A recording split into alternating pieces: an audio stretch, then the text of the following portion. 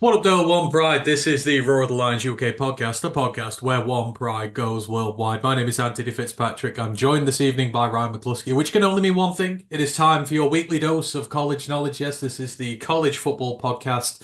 To be Franklin with you, Ryan, we are into double digits of the season now. Week 10 has come and gone. There are just five undefeated teams left in the world of college football. We have had the first round of college football playoff rankings, but who the hell's going to be in them? Because last week, seven of the top 25 fell.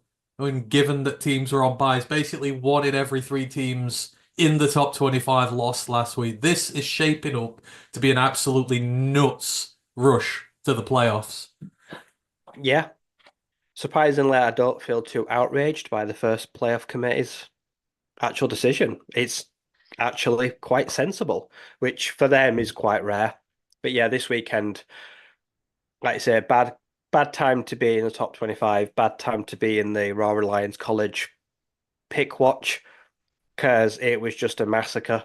Everything that you thought you knew kind of just went out the window.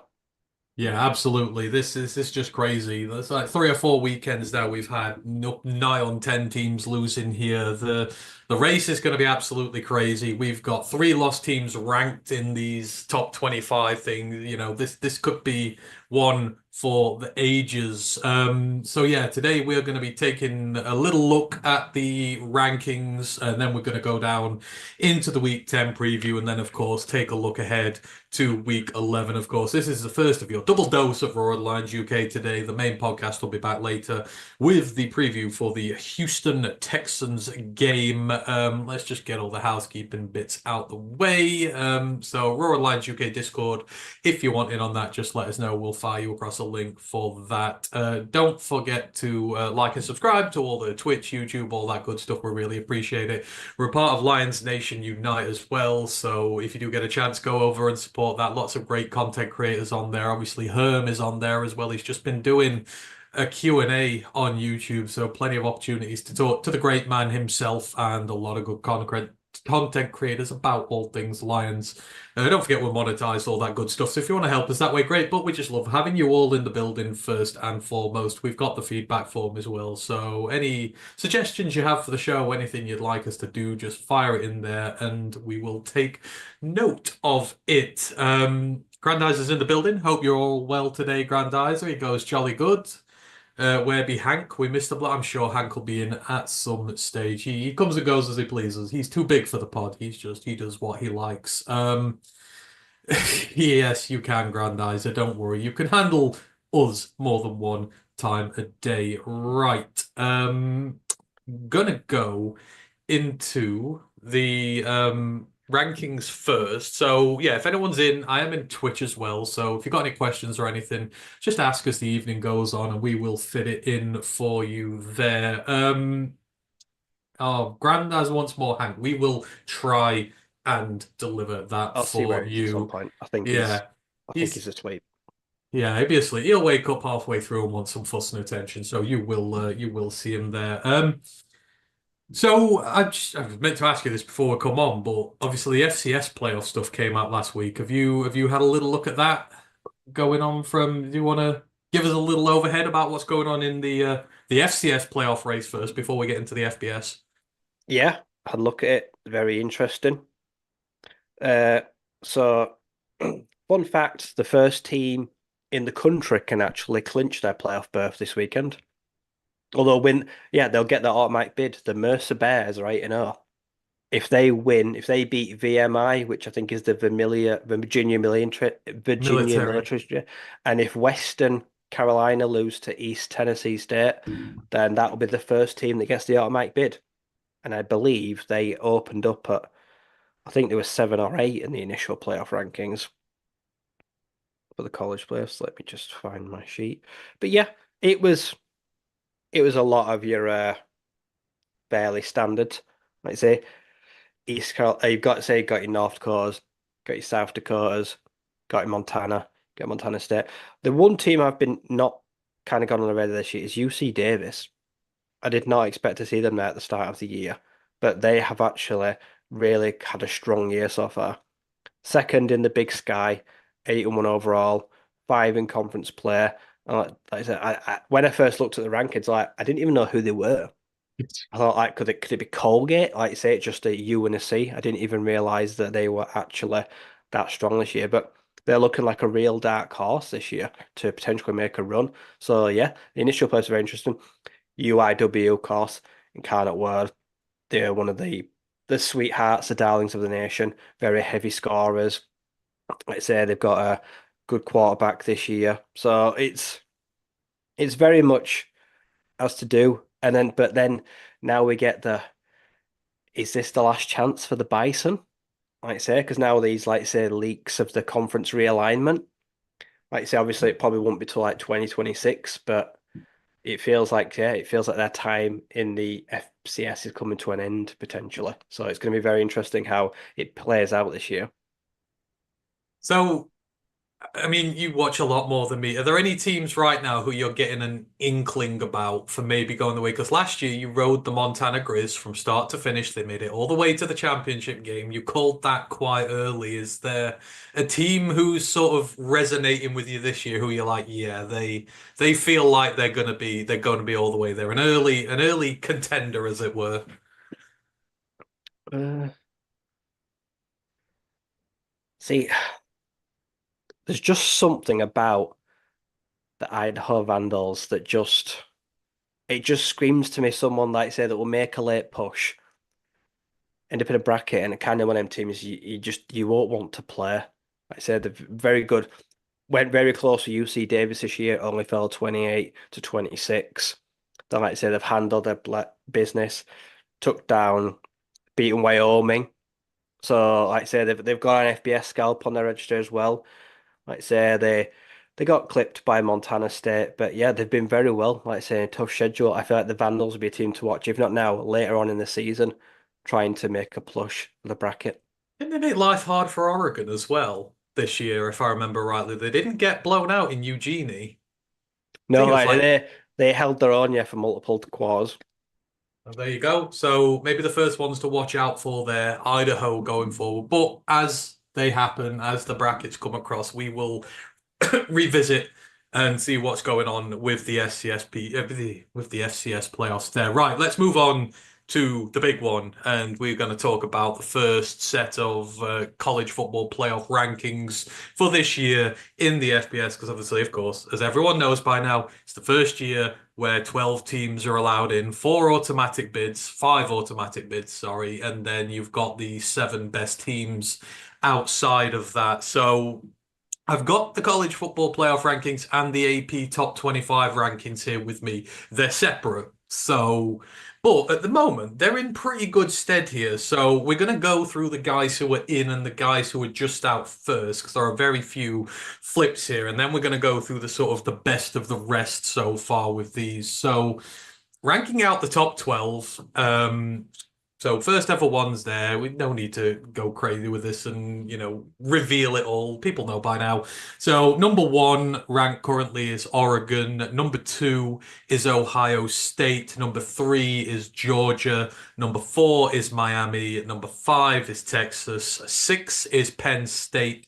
Number seven is Tennessee. Eight, Indiana, the Hoosiers. Number nine, we've got the BYU Cougars. At 10, we've got Notre Dame. At 11, we've got Alabama. And at 12, we've got Boise, who, you don't have to have a G5 team in the top 12. The one will get in, but they are ranked there on merit. And those are the exact same rankings as the AP top 25, except in the top 25, Georgia are ranked second, Ohio State are ranked third. So they've been flipped, but Ohio State's loss is to number one, Oregon. Georgia's loss is to number five, Texas. And when it comes to the playoff rankings, quality losses become a bigger factor than your quality wins at that point. So, like I say, initial 12 there, Rye. There's very little change between both. It seems very consensus there. You say you've not really got any issues with this. Do you think that is a fair summarization for now for the top 12? It is because, as you say, Boise State are there because of the quality loss to Oregon. I think that's why they make it. Yeah. If Boise State weren't there, would you have SMU or would you have A&M? Which one would you put in? I feel like I'd like the Mustangs. Yeah, Tamu's loss is to South Carolina. The Mustangs' loss is to TCU. So it's not a great loss for either team, but I feel like SMU they've got more ranked wins, I believe. I think it's very close. I think you could interchange the two of them. I don't think it would upset me a lot, but Who do you think is who are the teams in danger we're looking at now that don't make it? well, I mean. Bama at 11. So let me just quickly go down the five who are just outside of them, and then we can sort of put this in there. So at 13, first one out is SMU.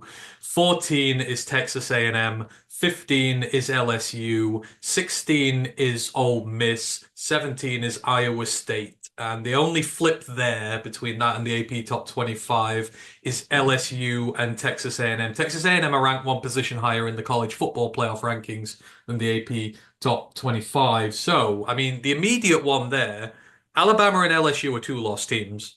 They play each other this coming up weekend. That is a season killer for your playoffs if you lose number three, right?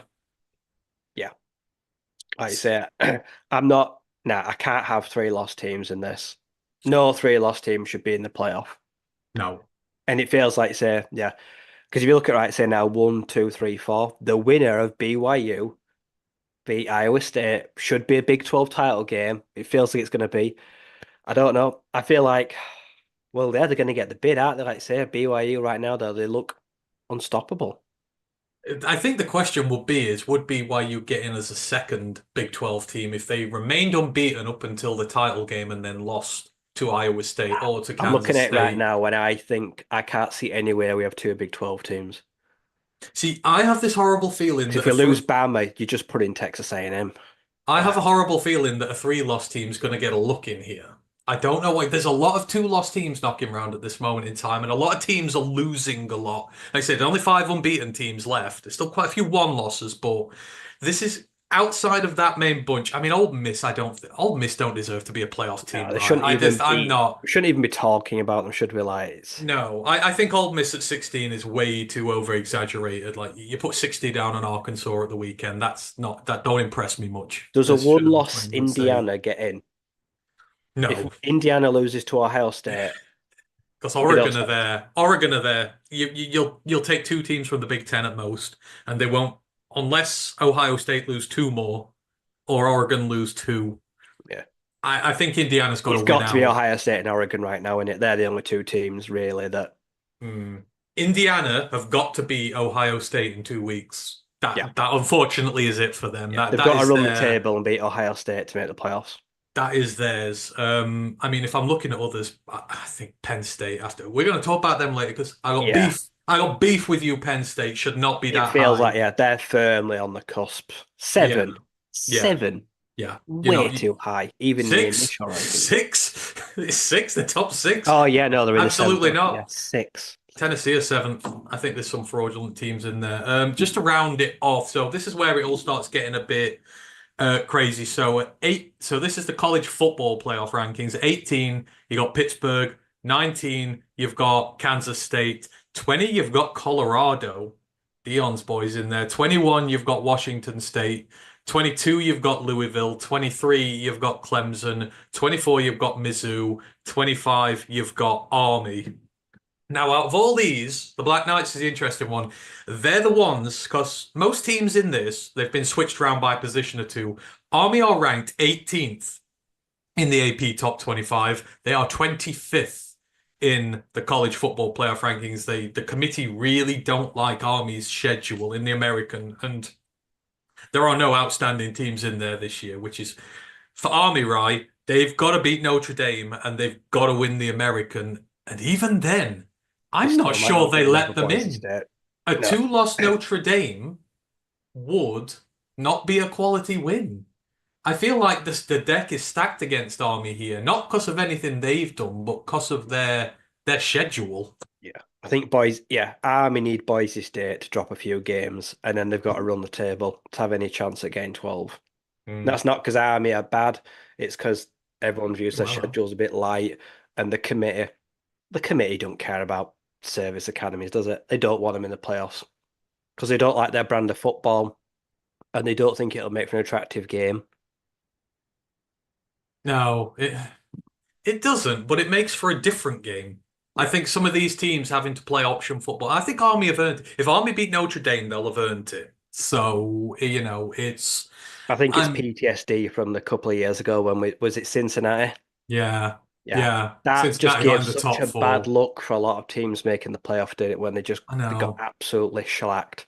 I know it's top 12 to edge, but I mean I look at the other ones in there. I don't think Washington State get in because again schedule and they ain't got a conference title to play for, which is going to harm them. Louisville and Clemson, no, because there's too many losses. Louisville are a three-loss team and they're at 22, which is outrageous. A three-loss Louisville is above an unbeaten Army. I think that is an insult to them. Uh, Clemson. Clemson have got to go and win the They got to ACC win the now. title. They have They've to win got the title. Yeah, if they can take down Miami, that will count as a quality win, and maybe both of them would sneak in. But that's what they've got to do now. I don't think Louisville get in with three losses. Even no, if they win the ACC, it's so hard to put them in there with three. But I guess they get auto bid, wouldn't they? they get But out of bid like you say, and yeah, that's the problem with automatic bids.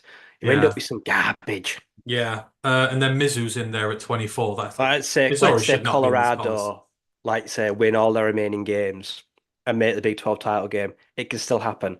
And then, like you said, they end up as a three-loss team in the playoffs. I think at this point the Big 12's going to get one right. Like now they're all apart from BYU, they've all lost now. There were three unbeaten teams last week. It just feels like they're not going to get another one in unless BYU has one loss, maybe. But I think it would be very tight. You'd have to have a lot of other teams lose. All right, I've just noticed people in the building. Dragon Fan Tim's in, Mile Marker's in as well. Chrome's in the building. Um, I had one up there. Just hang on, let me have a I wonder look. how many years is it before it goes from 12 to 16? Oh, Or it what's the goes. It's yeah, hang on. It's either 1 or 2 years before we go to 16. yeah. It's not long. The 12 team playoff How is does not long four for when I this look at this world. bracket now, how does four extra teams work? You have, I think you have four autos, and then you have four autos. No, you'd have to have six autos. 10 teams playing five. No, five. Hmm. That's actually a good question. Look at this bracket Oh, now. I don't see how I could add four teams to this bracket.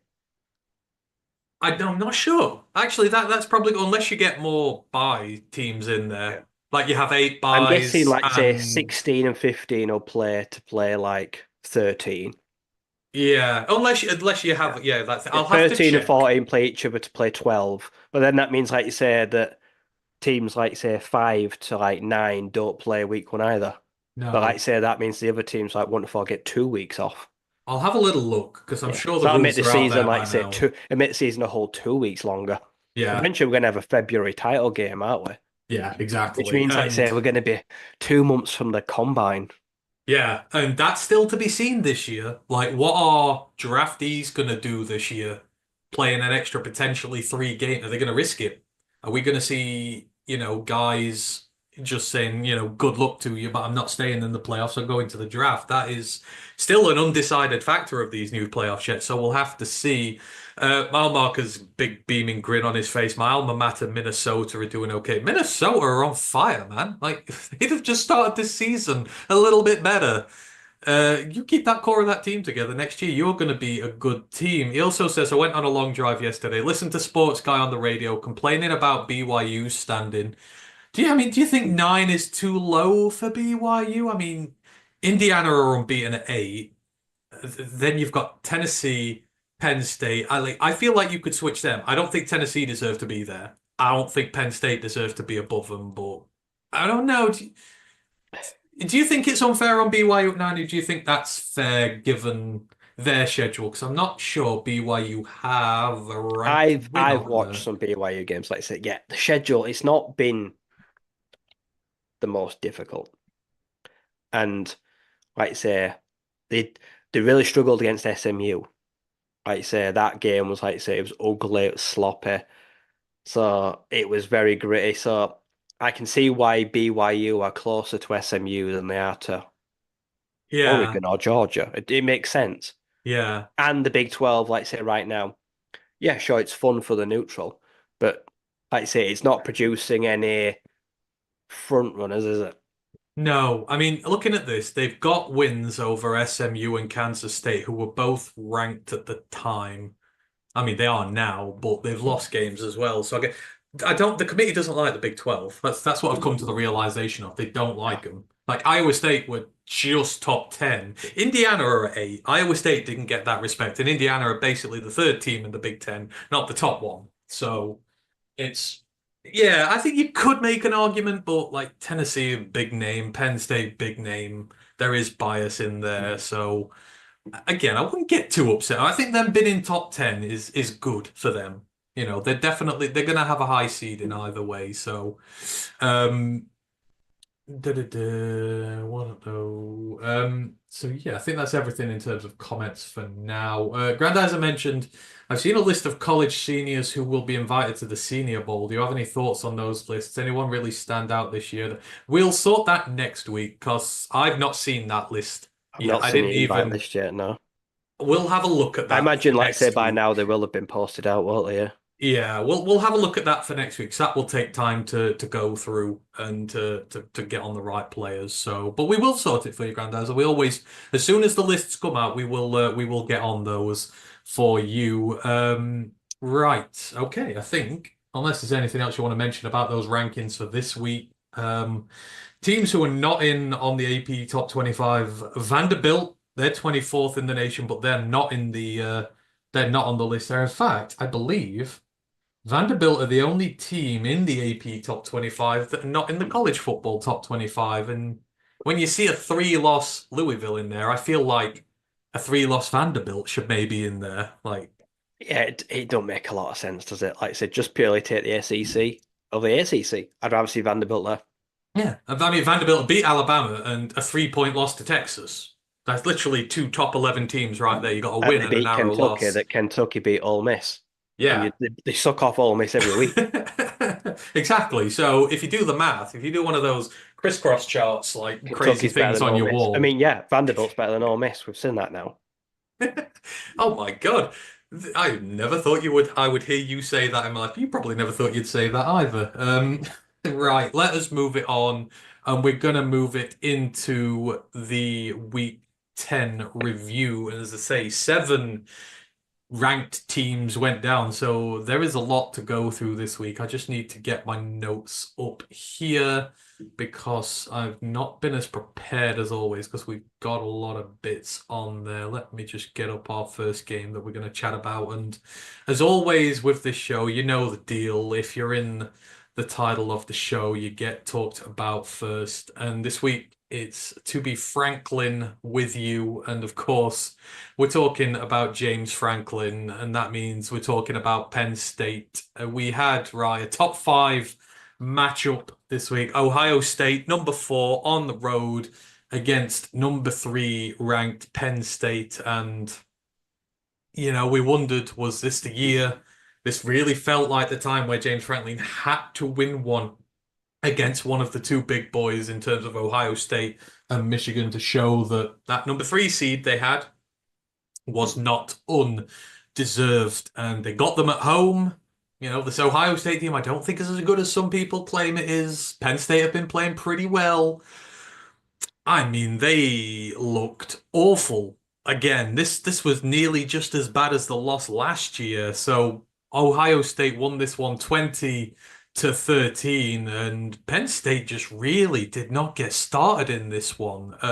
Took the lead with a 29-yard field goal from Ryan Barker. And then they were able to get a pick six. So you had Zion Tracy picked off Will Howard. Absolutely god-awful throw from him. Was not his best day, but really good return to the end zone. Puts Penn State up 10-0 early in the first quarter, and you're thinking, well, maybe this is the year that they're able to go and do it. But Ohio State fired back quick. Mika Ibuka, one of the guys probably going to be in the draft this year, got his touchdown pass for the day. Will Howard found him. It was 25-yard conversion there. Then, like 5 minutes later, Will Howard again to Brandon Innis from 21 yards out for a touchdown. Penn State just completely went to sleep.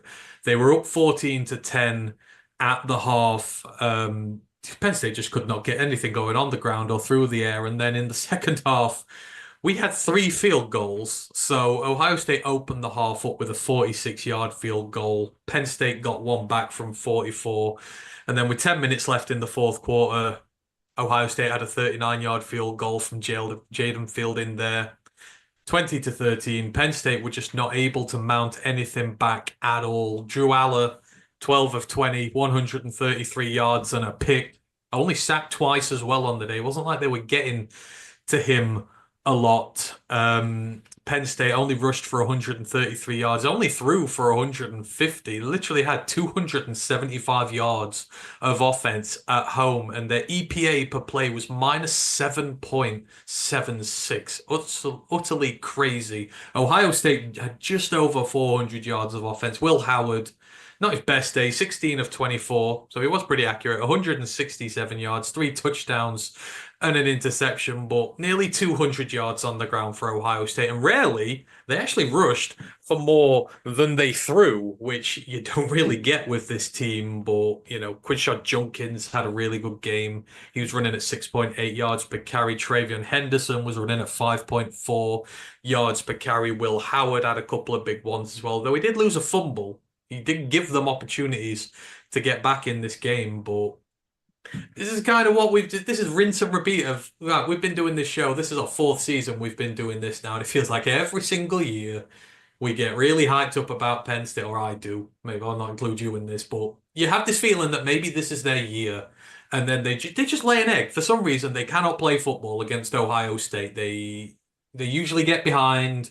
Then they're struggling. They can't get points. Ohio State run it out. And this may, in context, be one of the worst of the lot. This should have been the time they did it. And they just, after that opening 10-0 lead, and I guess one was pick six, offense was really bad. Yeah. Well, you can surmise the game up when you're supposed to have Nick Singleton and Katron Allen, one of the best running back duos in the country.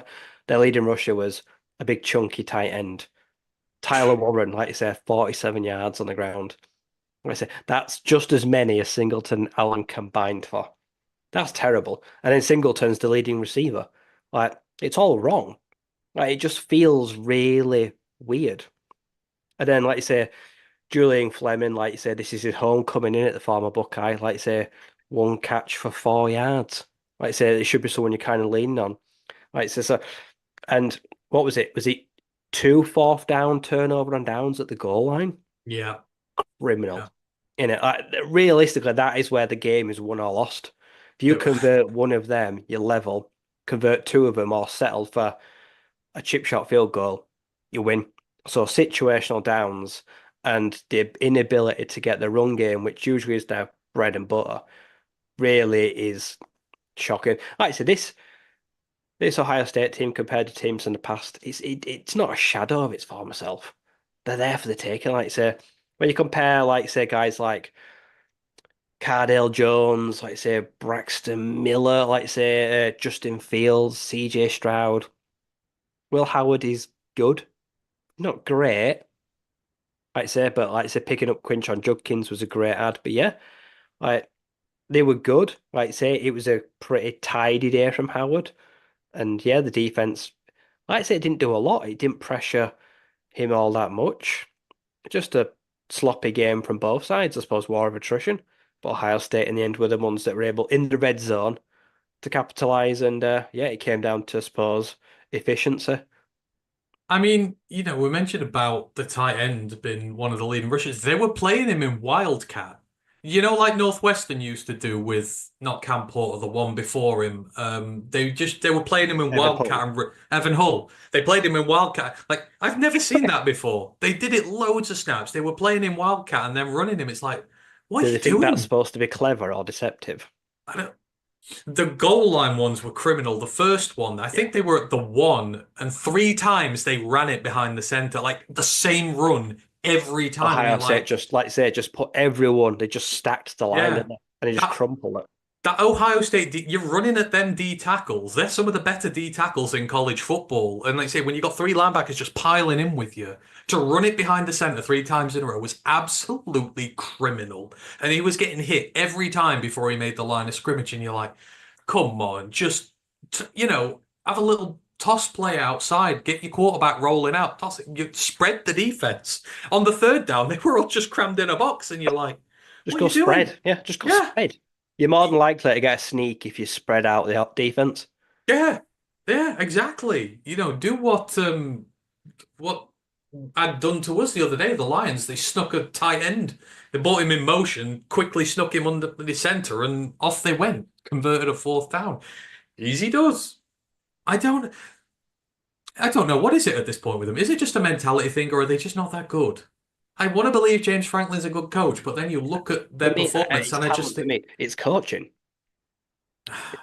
And when you look at the records overall, everything tells you James Franklin has been the best, fantastic. But when you look at the records when it matters, he's like I been say, awful. against the top five teams, the top 10 teams, the rest of the Big Ten, against Ryan Day or against the Buckeyes, they're bad. So, like I say, if Ryan Day loses this game, I'm calling for his head. So now, on the flip side, I have to call for James Franklin's head, don't I? Like, sure, Penn State will win, probably win out, should win out, but they'll make the playoffs. But it feels like he needs the playoffs to save his job. Hmm. Because at what point does it become where they're just great and not good and can't get over the hurdle? How long do they want to be the Buckeyes' little brother? Does that not boil the blood of the Nittany Lions fans? Do they not want better? Yeah, exactly. I mean, we've said this about so many other teams over the years, right? The ones who are just treading water, were A lot just of teams they're happy are to be too there. scared, or they're thinking too much about counting coins. Yeah, they're happy to Sure, be it'll there. cost a fortune to fire Franklin, but Yeah, you've got to make a change. we'll be here Like, again this time next year. We'll be talking about this exact game the week before, saying if he's still there, he's got to win. hmm. 2016, the last time they beat Ohio State. It's just 8 years for a program that size. You've had them at home half that time as well. I don't know. It feels like something you've got no respite now. You're not going to get into the Big Ten title game because you've got Oregon, Ohio State, and Indiana there. Like I just don't see how you get in now unless Oregon and Ohio State lose. Indiana beat Ohio State, then maybe you've got a chance to get in. Maybe a one-loss team will stay. I don't know, but yeah, it just feels dumb for them. And I just watched it and I'm feeling so flat. I was really hyped after the pick six. I'm thinking, yeah, got him. They got him on the ropes. Go for it. Kill him. No, they just let Ohio State score really quickly to get back into it. No scoreboard pressure. If you And then just, can't beat a good Ohio State team, what are your chances in the playoffs? yeah, A like, no. Texas, a Tennessee that can score fast and can score heavy. Hmm, Like say, an Oregon, a Georgia. yeah. But do they really think they can compete with those teams? Yeah, can't score an offensive, no offensive touchdown. The defense scored more touchdowns than the offense. That's always a worrying sign for you. So, unless you're Syracuse and, Pittsburgh's defense got about four pick sixes last week, but still point. So yeah, that's got to be done. I think when the season's done, they've just got to part ways. He's been there long enough. They're not making progress. You look at what Signetti's done at Indiana in 1 year. Now, I know they've not played Ohio State yet, but if Indiana beat Ohio State now, I think Franklin's going to be under a lot of pressure because they're going to be like, how can that guy come in and 1 year do what you have never done here, beating them? I think that's going to be the question with that one. But yeah, really disappointing for Penn State. Big win for Ohio State. I don't know. Are you sold on them yet? I just don't think this is as quality a win as it could be. I think if they still come up, they did narrowly lose to Oregon, but I still don't fully believe in this team yet. Uh, it's a big, I suppose it's a big win that keeps the hopes alive of a title game. Let's say now the Indiana game matters. Oh Let's yeah. say, if they'd have lost this game and instead they'd be at what 6-2, Hmm. and then they'd be 3-2 in the conference, you'd feel like yeah they need some help. But now, like I say, it's in their own hands, and they win out, they beat Indiana, they make the title game. Like no one can stop them now. So And then, like you say, if they can get into the title game, they've got that chance at, like you say, the automatic bid. Like you say, and having a week off in the playoffs, then suddenly you'd look at them and think, like you say, well, Ryan Day might just saved his own skin. So I suppose it's big difference what a win can make now with the automatic bids and the playoff race. So yeah, I feel like Ryan Day, if he wants to, he's got to win the Big Ten this year. If Oregon come in and win it straight off the bat, I think that's going to put pressure on. I think it might yeah. If you upset the lose to a status quo of newcomer, some of these bigger losing to a teams. newcomer will leave a very sour taste in the mouth. And an Oregon that couldn't win the Pac-12 either. They lost the Pac-12 to Utah, lost the Pac-12 to Washington. You know, it's I know they're a good team, but this stuff matters.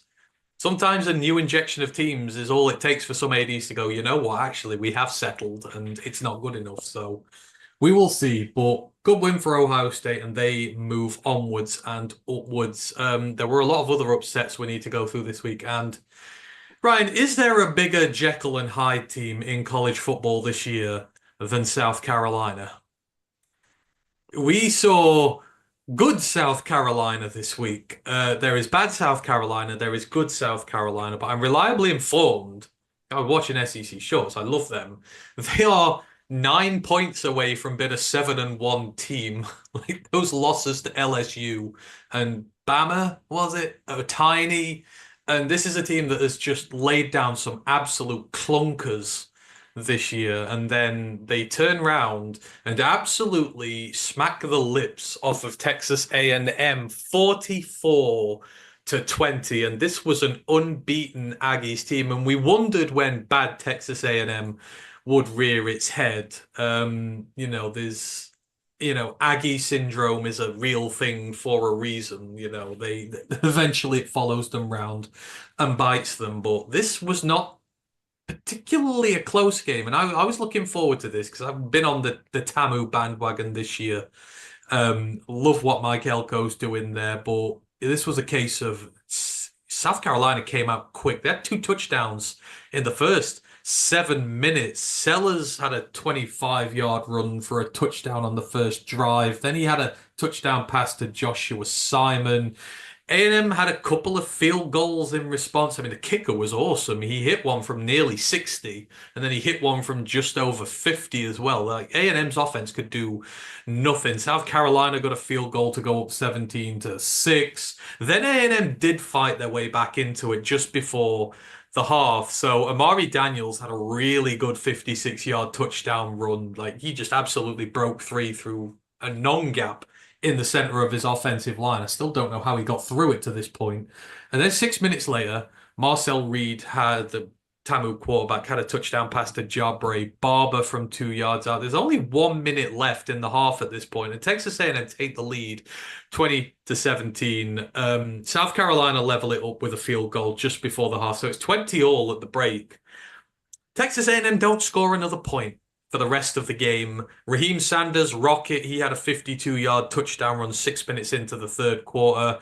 Then there was a field goal and then two touchdowns in the last 3 minutes as Tamu started getting desperate. Sellers found Joshua Simon. It was a 60-yard touchdown pass, and then Rocket Sanders finished it off with 2 minutes to go. It's 44-20 and nearly 600 yards of offense for South Carolina, 244 through the air, 286 on the ground. Absolutely insane. Only 360 for Texas A&M, but Raheem Sanders, we know how good he is, back with his KJ Jefferson days. He's found his new KJ in Lenoris Sellers.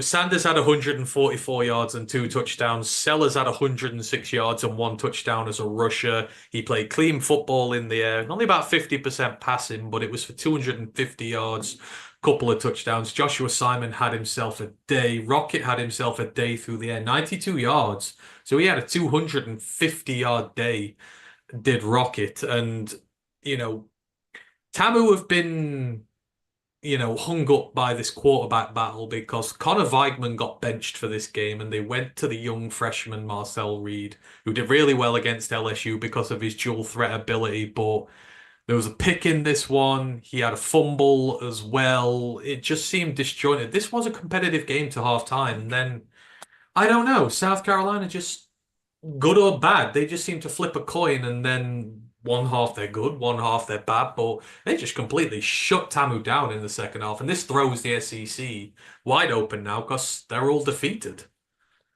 Yep, very interesting. So this is the first time since week 2 against McNeese State that Texas A&M didn't have a sack. Very telling, wasn't it? Like you say, the quarterback was very comfortable in the pocket for South Carolina. There was very little disruption. Like I say, there wasn't a lot of pressure on him. He was able to operate. Like I say, he was able to get through his reads and progress. And yeah, just lack of havoc plays. And it just says a lot about A&M. Like their tone is set from their defensive front a lot of the time. Like you say, it really does help them. Like you say, what they can do on the front, generate pressure, which can force turnovers. And then yeah, the other key position is quarterback. It feels like sometimes it's a merry-go-round. It feels like sometimes they don't know what's best for them. Like I say, they bring in a quarterback, plays well, lays a stinker. Like I say, obviously they've dealt with injuries as well.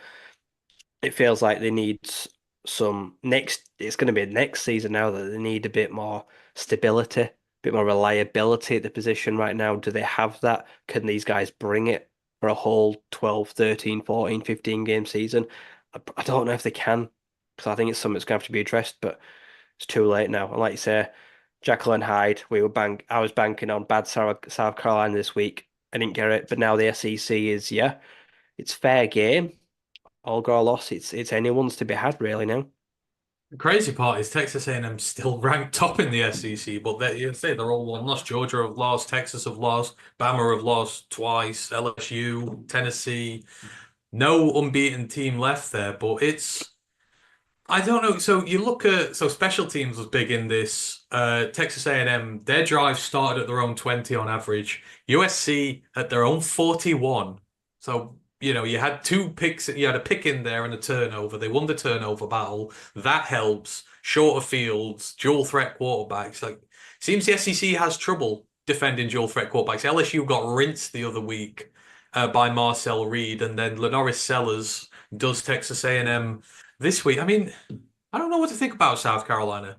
When they're good, I feel like they could beat anybody in the SEC, but when they're bad, you feel like they could lose to Auburn.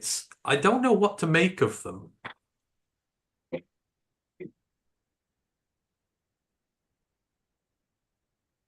Right. Oh,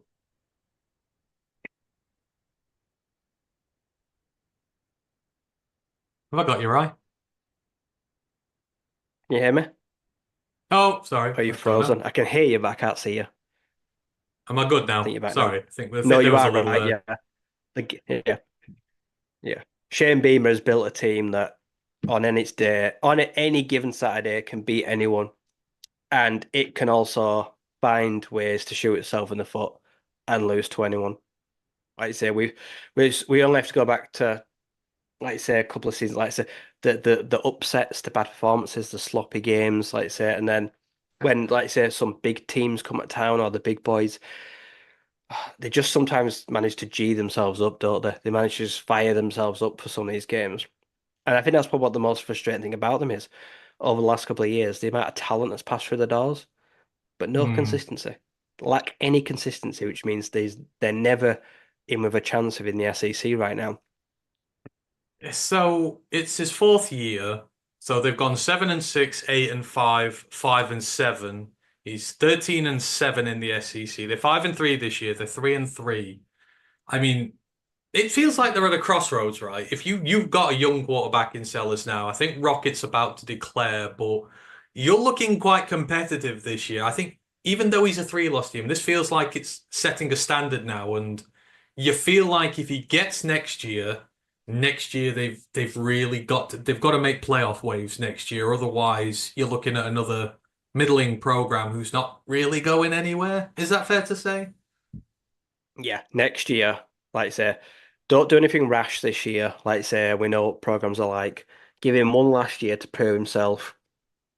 Aim for those, like I say, 9 to 12 in the playoff spots. Like I say, which realistically, like I say, it means under over no more than 2.5 losses. That's what it's got to be aiming for. Or it's at least got to be in contention. in the Yeah. last weeks of the season to have a chance to make it. Realistically, when you look at the recent record, 8, 9 wins has got to be the benchmark. Yeah. Anything less than that, like you say, yeah, they're treading water in a vastly changing division conference. And that's the trouble. Expanded playoffs, I think they're going to end coaches' careers quicker. Like some of these middling teams in these power conferences, if they Yeah, can't make an expanded it gives you more playoffs, to aim at, but then when you miss, yeah, it looks worse. yeah, yeah, agreed there. So again, this is just so confusing for them. For A&M, they'll be fine for now, but they can't afford to lose any more. Otherwise, they're going to be in bother. But for South Carolina, this is. Well, you got Vandy this week. I mean, that's now a quality win. So I'd be interested to see how Vandy do in that one. Like that's going to be a big step up for them. Could low-key be one of the game of the weeks. Yeah, it's very interesting, like I say, because they both on paper, well, like I say, on paper, not all to play for, but like I say, for the direction of their programs and for their future, like I say, a lot to play for. Yeah, absolutely, indeed. Where were we there? Just quickly, Marmarka said South Carolina sounds like a kicker to keep an eye on. I've just checked up on him. He's 25 of 25 on extra points. He's 13 of 17 on field goals, but his accuracy from long is pretty decent. He's pretty good all the way up until up until 50. He's had a couple over there as well. So Alex Herrera, that's his name, is one to keep an eye on there for sure. Tamu's kicker is he kicked 250 plus in this one as well. I can't remember his name, but he is really good as well. So the A&M kicker you want to keep an eye on there. What else was I going to quickly mention in this? Grandizer goes. I love that South Carolina uses the rude sandstorm as the theme song when introducing the players on the field. Did you actually see that? I saw that. They did create one heck of an atmosphere at the start of that game. That was quite cool because they all have the Yeah, I don't know what it is. They all have these white, I won't say pom-poms, but they have something they fire up into the air, don't they, from everybody when it's done. It looks yeah. Great, incredible. great student section as well, in it. Some of the best fans in the SEC are Gamecock fans. Yeah. Everybody knows Sandstorm Grandizer is one of the premier songs out there when it just comes to celebrations and stuff like that. You really got to enjoy it. Okay, we'll come back to them in a bit. So I'm basically going through all the upsets here first. So A&M were ranked 10th. They got blown out. And then at 11th, there was a tie for 11th last week, but both teams who were ranked 11th lost. Who shall we start with? Who's fraudulent enough first? Why don't we go Clemson, Ryan? We were just I think last week was like the first time we were being nice about Clemson. Clemson went under the radar really this season. You're thinking, well, just maybe they've kind of figured their issues out. Obviously, no NIL, no bringing in transfers. He does it all through his system, which is, yeah, it's all good, all proper. You want to do it that way. But it does also hinder the development of your team and others as well. And they've not been good in recent years. But Klubnik finally felt like he was getting it together. That team finally felt like they were getting it together at home. And they very seldom lose at home. They had like a 50 game unbeaten streak at home up until recently, and the two lost Louisville Cardinals come into town and beat them 33-21. And I'm from the off here, this wasn't particularly close in some aspects. It was an opening field goal from Louisville. Clemson got the first touchdown of the game. Antonio Williams, he had a 12-yard reception for a touchdown. But then, Louisville just took over the second quarter. Tyler Shook, the quarterback, he had a 4-yard QB touchdown run. And then with about 40 seconds left in the half, Keywan Brown had a run from the 1-yard line as well. They went up 17-7 in the half. They got a couple of field goals to start the third to increase that lead to 23-7. Sorry, they got 3 field goals in the third quarter. Brock Travelstead, great name, 42 yards, 40 yards, 49 yards. We talk about good kickers. Good day for the Louisville one there. And it's 26-7 at this point, and it takes till 6 minutes left in the fourth quarter for Clemson to try and come to life. Phil Mather, 3-yard touchdown run. He had a really good day in fairness, but they didn't support him through the air. But it literally took 10 seconds for Louisville to hit back after that. Isaac Brown had a 45-yard touchdown run basically just nullified Clemson's score right after it happened. It was down to a 12-point game. Would have been difficult, but it would have been manageable potentially if they'd have got them straight off the field.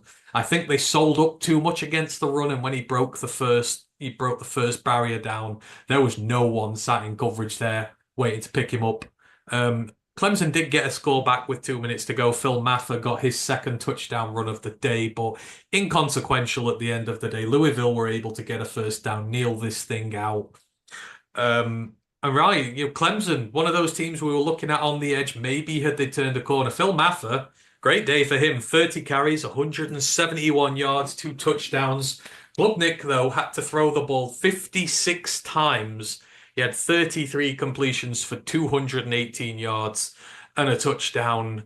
Louisville, on the other hand, they did it with less yardage. They had 210 yards on the ground. So Isaac Brown, we know the young man there, 20 carries, 151 yards, 1 touchdown, going at 7.5 yards per carry, which is really healthy indeed. Ja'Cory Brooks had a good game, as he always does for them. Tyler Shook, no touchdowns, no interceptions. He threw about 50% through the air for 156 yards. This was a physical game on the ground. Two really good running backs, but Louisville just able to convert their chances a little bit better, and playing so far behind for so long, they kind of had to go away from Phil Maffer a little bit. Obviously, he could punch them in when they got close, but when your quarterback's throwing the ball 56 times, especially when it's Cade Klubnik, that is not a recipe to win games. And Louisville with a very impressive win at Death Valley, and Clemson in a lot of bother now when it comes to the playoffs. They're not maybe as far gone as far there as we thought they were. Odd game. Like I say, Clemson had the ball for 15 minutes more. An entire quarter, Clemson had the ball more. They had less penalties. They had 100 plays to 60. But key stat, yards per play, 4.5. All the ball, all the plays, checkdowns. No deep shots. Like I say, no deep completions. Like I say, no big plays. Like I say, it was all very laboured. They thought they could grind Louisville down. But, like I say, with another game, special teams. One kicker made 4 of 5 field goals. The other kicker missed both his field goals. And, like I say, in the end, it felt like that was the momentum. 12-point game, like I say, missing 2 field goals when you've dominated the possession, had all the yards, had all the players. It's just deflating. Like I say, you do all that hard work. You have the ball for 10, 15 minutes and you settle for a field goal and you miss. It was all for nothing. And Louisville then feed off that, don't they? Like I say, because they know, like I say, it's a mental win when you come away with 0 points from a long drive. So yeah, like I say, Tyler Shook, one of the quietest games he'll ever have, because statistically he's one of the best quarterbacks in the nation, and he didn't have to do anything. Like I say, it was Yeah. very quiet by him because of his defense. Like I say, keeping Clemson on the field. Clemson just used all the clock and Mm. didn't, like I said, they used too much clock and they weren't effective. So yeah, great win for Louisville. Like I say, Clemson's playoff hopes for me just died, Yeah. if I'm honest. Like I I don't say, think you can come back from this. uh, you'd have Not, to have a supreme stellar run, like say, to win all 4 games, make the title game. But then, yeah, like I say, but for that to happen, like I say, you need SMU Miami, to lose. SMU, SMU have got Pitt. no conference losses. So SMU Yeah. have to lose in conference or Clemson can't make it.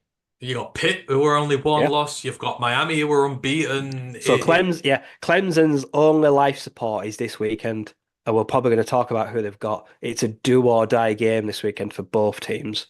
Yeah, absolutely they are. And again, Yeah. you look at this, it's They shouldn't have been crazy. in this position though, Clemson. Like I say, they've had all the stats, all the possession. When you look I at that know. on paper, you should be winning those games where you dominate like possession and players and that. And it was a turnover-free game. No Yep. turnovers, like negating that play. The one of the really interesting Bad stats play I see in calling, this. just too short and So too time using. Clemson had 6 tackles for loss against the pass. Now, that includes sacks when they're doing it right. So generally, the sacks column in a tackles for loss is pretty high. 1 sack, but 6 tackles for loss in the passing game. means what you say. They're throwing it behind the sticks. They're getting tackled behind the sticks. That's the indicator there that they're throwing the ball short. When they're getting more tackles for loss in the passing And then you've game, got to use all your but they're not. timeouts, Yeah, but and they're you're not trailing. sacking your quarterback. It's just, it's odd. That used to be a place you'd be feared. You don't go dink and dunk against Louisville, but whether it's a lack of targets, that's just showing either. And they got a healthy run game. The quarterback's literally, running back's literally gone for nearly 200 yards. So you're not struggling to run the ball. You're in favorable situations, and you're still not trusting him to throw it Yeah. downfield. I feel like that's an indictment of Kate Klubnik, if anything. The Um, ACC just became a two-horse race now. The Mustangs will have loved that because it bought them tons of breathing room now. It did, and I mean, I was going to talk about the other team that lost at 11 there, but hell, let's stay in the ACC. Let's make it relevant. Let's talk about that and what we Huge win. thought. Like game of the week, we potentially tagged this as last week. SMU and Pittsburgh, like Didn't live up to it, did it? Like you say, because the it was two not close. the two surprised. I don't know. I don't want to insult them by saying there's a surprises this year, but SMU are Yeah, no, just out the they're group of definitely a five. surprise. They're just out the group of five from the American. It's their first year in the power leagues, and Pittsburgh have not exactly been great since that title in 2021. I think Narduzzi they've been bad. Right, but you've got number 18 Pittsburgh going to number 20 SMU. We all know what a good team Pittsburgh are. They're physical, they're aggressive, they're violent at the line of scrimmage. The exact sort of team that a team coming up to the power conference probably wouldn't want to face. You probably want to face a flashier, team who are a little bit more about finesse and a little bit about the battering the hell out of you. No, not in this game. SMU absolutely whacked them 48-25. And what thought was going to be a close game out of this? I mean, SMU set the tone. Put it this way, 14 of was it 14 It was of over at the Pittsburgh? half. 14 of Pittsburgh's 25 points came in the last 4 minutes of this game. SMU dominated. LJ Johnson, he had a touchdown run from 2 yards to start this out. Pittsburgh had a field goal in return. The next five scores, four of them before the half, were SMU. So Roderick Daniels had a 3 yard touchdown run. Brashard Smith, the star running back, had this wonderful 71-yard touchdown run. He had nitrous on. I didn't realize he was quite as quick as he was, but he broke a tackle and he was gone. Kevin Jennings then found Brashard Smith on a swing pass. The running back had a 3 yard touchdown. And then there was a 50-yard field goal from Colin Rogers. That was just to end the half. It was 31-3 at the half. SMU had a field goal after halftime to extend it to 34-3. Pittsburgh didn't get their first touchdown until just as the third quarter was expiring. Desmond Reed had a 1 yard touchdown run there, but then SMU scored twice. Brashard Smith again from 18 yards out, and then Kevin Jennings. It was a huge pass. To Matthew Hibner, it was an 80-yard touchdown pass. Obviously, they didn't lob it all the way, but it was a deep shot downfield, and Pittsburgh absolutely stunned. They got two in the last 4 minutes. They brought in Nate Yarnell at quarterback. He had two touchdown passes to Kenny Johnson and Malachi Thomas, but this was all in vain, Rye. I mean, they're pretty similar in stats. 464 offensive yards for SMU, 442 for Pittsburgh, 301 through the air for SMU, 350 for Pittsburgh, but a lot of that was garbage time. 180 yards rushing for SMU, 110 for Pitt. But this was we talk about a defense that went absolutely crazy. 10 tackles for loss for SMU, 3 sacks, an interception. They had a +2 turnover margin on the day, and as we always talk about, turnovers invariably win games. They did have 23 more plays than Pittsburgh, but because they kept turning them over, I mean, this was physical. There were 20 tackles for loss in this game. These were two very violent D lines that went out for one another, but just this SMU team, right? It continues to astound. I picked this, and I think we both picked it last week on Pittsburgh having the experience at this level, and they're a very tough physical team to beat. Could SMU match it? Their defensive line just tore the Pitt O-line to shreds, and Eli Holstein, who is a incredibly good quarterback, he's one of the better ones that no one talks about. he was just made to have a really rough day. He was 27 of 45 for 204 yards, but it's 27 completions for 200 yards. You're not throwing it a ton. I mean, they're so impressive this year, SMU. You look at them now. Why can't they go all the way now? Why can't they go to the playoffs? The world is their oyster, and they 100% deserve to be there. Yeah, let's say it's Rhett Lashley. He has to be he's got to be in talks for Coach of the Year. Oh God, Like I say, yeah. he's got to be up there. Like I say, because they're just yeah, it's the offense. Like I say, that Jennings has been unbelievable since winning the job. Brashard Smith before this year had never played running back. He was a wide receiver at Miami, and they made him a switch. And like I say, he's been one of the most dynamic weapons in the backfield all year. He's small, he's compact, he's light. Like you say, yeah, he has been a breath of fresh air to a very balanced, powerful offense. Their return game is really good because they've got dynamic receivers, so their field position's always great. Like I said, the defense is feisty. It's yeah, they really are. And honestly, if I cannot wait, a Miami SMU title game. That should there's going to be points. That'll be a ding dong back and forth. There'll be no reason they can't put a ton of points on Miami's defense because it's so shaky. Like I say, Um, SMU, like I say, they've got a real strong chance. They're looking at that Boise State 12 spot and thinking we can have that. Absolutely. I mean, you would think they could get in there. They're one spot Yeah. behind. If you can go out and win this thing, if you get a win over Miami in the title game, Yeah, you you get the automatic bid. If you go into that title game and lose at 10-2, but you absolutely drive them all away, you're still in consideration to get Boise State spot 12, even if they win the Mountain West, if I'm honest. yeah. And if you've got to, I wouldn't want to travel to SMU right now. I don't want to Nope. travel there. That ground, it's not one of the biggest, but it's intimidating. Like you saw it during the TCU game Yeah. when they were there. It's intimidating as A 10 anything. and 2, a 10 and 2 SMU, will like you say that if it has a proper shootout and pushes Miami all the way, it will compete against, like say, a Boise State record because look at their schedule. TCU, BYU, Pitt. This is a good schedule. Like I Mm. say, whereas Boise State's when you compare it in comparison, they might say SMU have a lot harder run. Yeah, absolutely. And, it's all this D line is one of the big reasons where they're at in this one. So, Jared Harrison Hunt, 5 pressures on the game for him, a sack. Jafari Harvey, 4 pressures and a sack on the game. Isaiah Smith, their outside linebacker, 7 pressures on the day. He had a sack, 2 quarterback hits, 4 pressures on the quarterback, and a forced fumble as well. This is it's crazy good. I remember watching quite a bit of their preseason stuff, watching their commentators like because I wanted to see, and they were like, "Oh, we're gonna struggle this year. We're too small." Well, they've found they've somehow found a way to get bigger, and I mean, coming off the American win, you change your quarterback. It's just one of the most astonishing stories this year. Like they had a quarterback. We were talking in week 3, like they're going nowhere because they're changing the quarterback all the time. They Yeah. were running the quarterbacks for 2 drives at a time.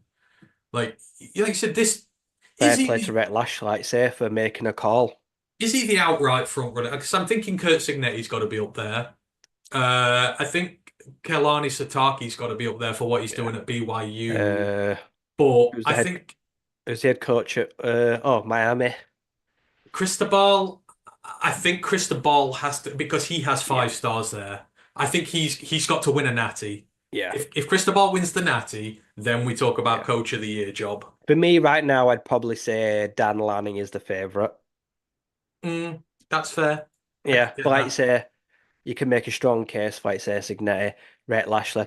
I'm looking at Rhett Lashley and I'm thinking, how long can SMU keep him? Mm, Like you say, yeah. his offensive mind, like say, it won't be long.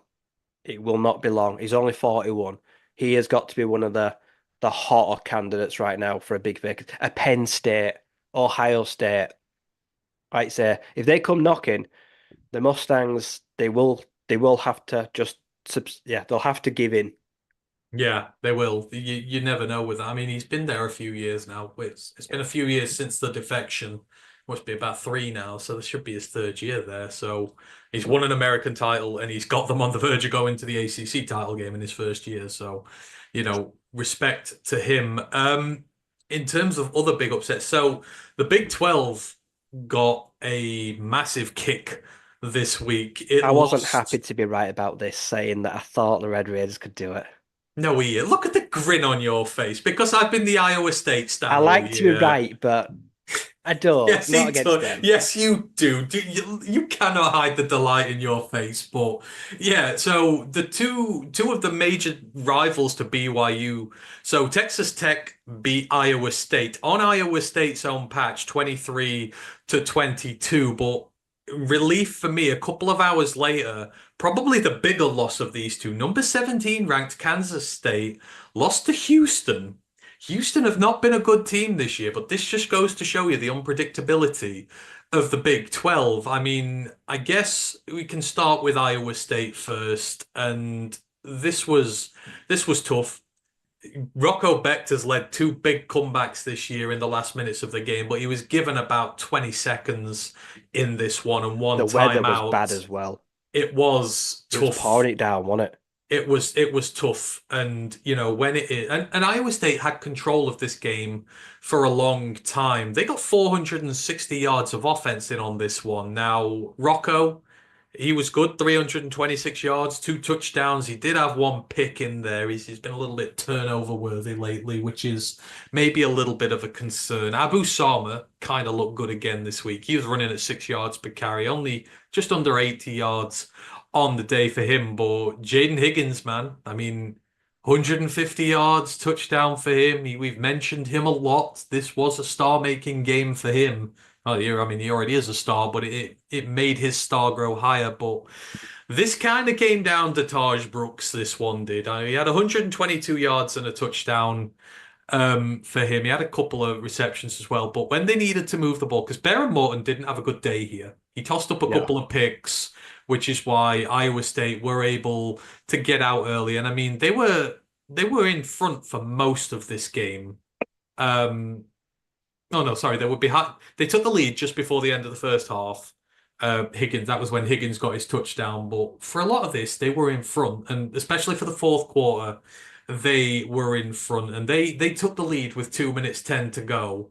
But Texas Tech just had this really good drive. Brooks fronted it, couple of big chunk plays. He finished it off with a touchdown run with 20 seconds to go, and this just goes to show the unpredictable nature. Texas Tech, week by week, they're like South Carolina. Says they're a bigger Jekyll and Hyde team than South Carolina. Maybe Texas Tech takes that crown. One week they're dropping 60. Next, they just look awful. They had 50 dropped on them by Abilene Christian. What was it, 52 by an FCS team? You just don't know what you're going to get with them. But fair play to that is a tough win. You do not go to Matt Campbell's home and win football games very often with that team and how they did. I thought it was a tremendous game. I loved it. I just cried when it ended. Yeah. It was a good game. It was a good game because it was a really ugly game. So collectively, they went 11 of 31 on third downs. They were terrible on third downs. There were loads of punts, like I say, turnovers.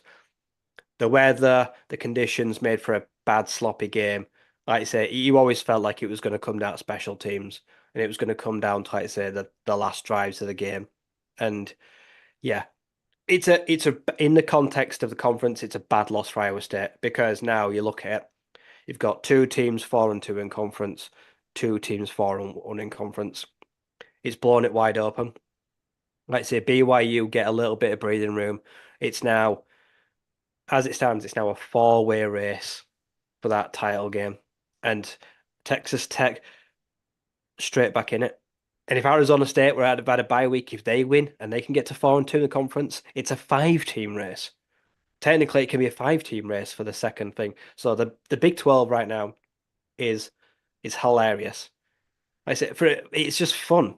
Like I say, people knock it because, like I say, it's messy, it can be sloppy, and they're all beating each other. But I like that. It's unpredictable. We said it Like I at the say, now start of the Texas year, right? and Texas Tech as well. Like I say, it's just a conference full of dark horses. Like I just looked who Texas Tech are playing this game, who they're playing this weekend. That's one of the biggest games in the nation right now because it Mm. has direct impact. The winner takes a huge step forward towards a title berth. Yeah, it's in So the pick yeah, watch. It's in the pick watch, so you're gonna have to make a choice on that that's going to later. be a very interesting game. It is. But there's a little nugget I picked out in there. Ryan McCluskey saying Arizona State are not out of the race for the Yeah. Big 12 title game. If I Arizona mean, State would win their next game, if they won their game, that'd be on a bye. They'd be 7-2, 4-2 in the conference. That would put them level with Kansas State. they butchered OK State, but unfortunately, OK State doesn't seem to be a good win We're not. this Well, year. unfortunately, we suffered a bad injury. I don't know if you've seen, but we suffered a bad injury. Oh no, who to? Scatterbo, Oh no, what's up with him? head injury. He's doubtful. He's not supposed to play this weekend. Oh no, who's their backup running back? Well, they've got an injury. The red shirted guy. So I think. I don't know. Is it Raleigh Brown, the former USC Trojan, Raquel Brown, former 45 Oh star? yeah, no, He's he at gets a Arizona little State. bit. He's going to get some of the carries, but don't know. They've just Oh, got Levitt back, tough and now, one. like I say, they may miss Cam this Sunday. So I would say, but yeah, it's fascinating, the Big 12. It is absolutely, and it's all open there now. But it's BYU's to lose at this point. But the Yep. crowd behind them is getting big, very big indeed. And then there was one other ranked team that lost this week, and Mile Marker's going to love this because it involves his Minnesota Golden Gophers, who on the road took down the number 24 ranked Illinois Fighting Illini. And I mean. Is it a stretch now, Ryan, to say that Max Brosmer is one of the most on-fire quarterbacks in the country? Another turnover-free day from him, 22 of 37, 202 yards and a touchdown. Darius Taylor seems to be back to his best form. He was going at 6 yards per carry for his 131 yards. He had a score as well. Star receiver not Darius Taylor, Daniel Jackson starting to get involved more. He had 74 yards. Darius Taylor had 58 yards in the air. I didn't think of him much as a dual threat, but he really showcased in this one he could do. As for Illinois, that beating they took the other week to Oregon has completely derailed and finished off their season. Altmaier, in fairness, he was all right. He was fine. 20 of 33, 205 yards and a touchdown. But the Minnesota defense, they got 4 sacks on him. Like the D line was really good. They pressured him. Turnovers, there were 2 lost fumbles for Illinois, so Minnesota win the turnover battle 2-0.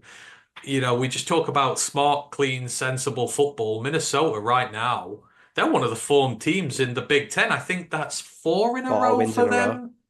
And like some of these are absolute twonkings they're handing out as well. They've beaten USC, they've now beaten Illinois, they've beaten Michigan.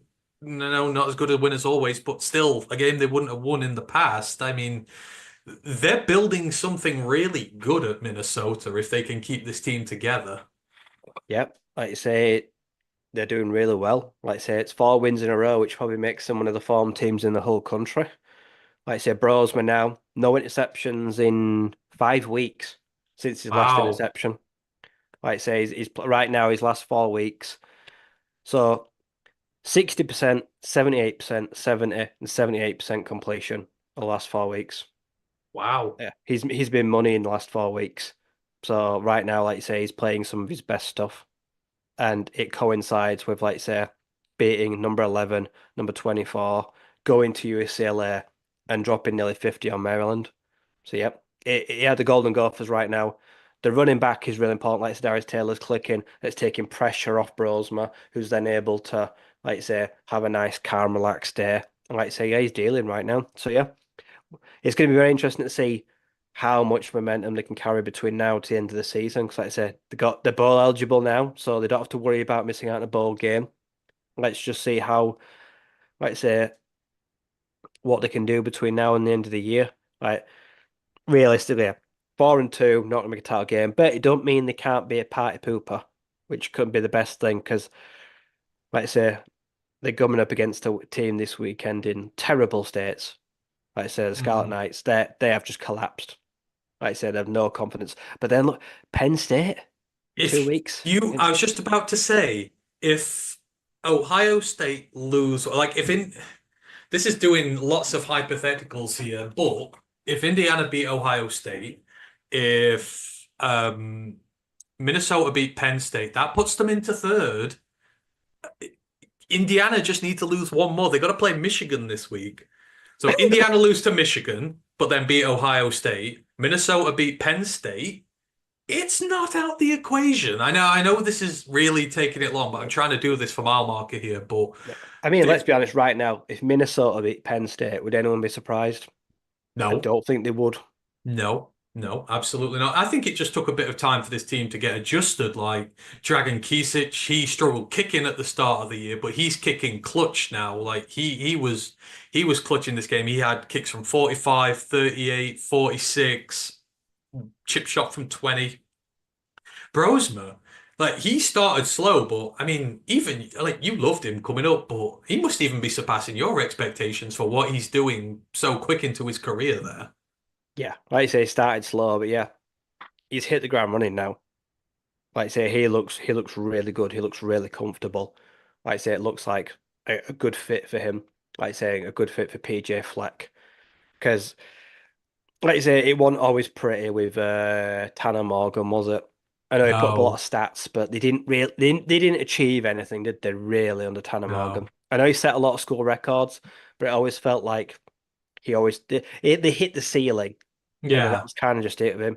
Like I say, it's nice to see, like I say, a new bit of life. But is it for me? I look at this and is this going to inspire maybe a bit of a change in the because we've seen Big Ten teams for years, and you've mentioned these guys. They've settled List stats on says a lot. So over the first 7 seasons under PJ Fleck, the Gophers called runs on 62% of their players. This season, they're passing 55% of the time. They've so completely swapped. it's a scheme change. Yep. So they've gone from a No, run first team to a pass first team in a year, out in an 8 year stretch. so like I say, we see a lot of the mid-tier teams like your Illinois, your Wisconsins, your Nebraskas and that, who seem to, their quarterbacks, they're in-house, they're mid-level recruits, they've not really played much, and they just seem to deal with mediocrity. You see this year, two of the best teams, Indiana, have brought up Curtis Rourke from the MAC, vastly experienced, a winner who has propelled them into an unbeaten team. Max Brosman played a lot of football, right, before he came to Minnesota at a lower level. You see these Big Ten teams bringing up these experienced kids from below and reaping success with them rather than sticking with these mediocre teams. Do you reckon we just might see this a bit more in future now? Some of these teams go, you know what? We're going to go and find a kid who's experienced and knows what he's doing and is not scared. Because a lot of these kids who seem to have just come through as recruits and been sat redshirting and that are just no good, and which is why a lot of these Big Ten teams struggle. Yeah, I'd like to see now you see more Sluka. Like I said, I know it didn't pan out, but look at the guys that say at the FCS level that have got Hodge three, Malik four, Williams. 4 years of FCS play behind him, exact same as Matt Brosma. Like I say, so yeah, you're going to see FBS teams now. Like I say, if they don't like the freshmen that are coming out of high school, or they don't like the freshmen in the portal, go get someone. You might get a year out of him. Hmm. But like I say, you might get someone that has got a very high floor. Yeah. Like I say, a Cam, reasonable low ceiling. Cam Ward. I read here, like I He was say, Max Bro. FCS. Yeah. Oh, Max Brosma is being considered for the Senior Bowl, so I think he might leave. He Is it? might be. He Oh might wait, be how signed for the long was draft. he? So Brosma was he wasn't Holy Cross. Where did he come from? He went from Um, New Hampshire. New Hampshire. How long did he spend there? I didn't think Well, he'd been there that long. he's a senior, but he is eligible to declare for the draft. If he gets a Senior Bowl invite, it sounds like he's going to declare. Do you think he would? I think he'd do better waiting. So there's no Shador Sanders. There's no, you know what I mean? There's none of these big highlighty flunky names. I feel like This is next year. only his 5th year, so he's not used the COVID year. No. So he has to have another year of eligibility, I imagine. Yeah. Because he played in 2020, but he only attempted 35 passes, which means he probably only played a game or two. Yeah. Even mile markers like interesting scheme change. Didn't realize. I don't know if they changed the OC there. I don't think they have, but I guess like you say, you've got a quarterback who you feel more comfortable Yeah, throwing it to. He's a like I young say, yeah, we'll see gunslinger, and if he's going to get an invite to the Senior Bowl. Then yeah, he's going to chance his luck as a pro, which would hurt because you've suddenly gone from a running to a passing team. But and they'll have then you known that when lose. they offered him it, Yeah. brought him in, won't they? He could be here for a year. Maybe they'll do it again though. Maybe you'll see them go and have a look down at the FCS for some of the better quarterbacks this year and I go think he's again. got another year. I think he should stay. So I think this defense is relatively young, right? So you've got the great safeties there. So you've got Koi Peric there. You've got who's the other one as well? I keep forgetting his name. Oh, who's the other? They've got two really good safeties at Minnesota. I know Koi Peric is one. Is it Devon Williams maybe the other? But it feels like they've got a good young defense there. I just Yeah. would hate to see that come across like that. They're in for maybe, just maybe. We'll have to see first, but Indiana need to lose one, and Ohio State need to lose another one first for that to be a conversation. So we'll see. And of course, Minnesota need to win out, but we're giving them plenty of love there today.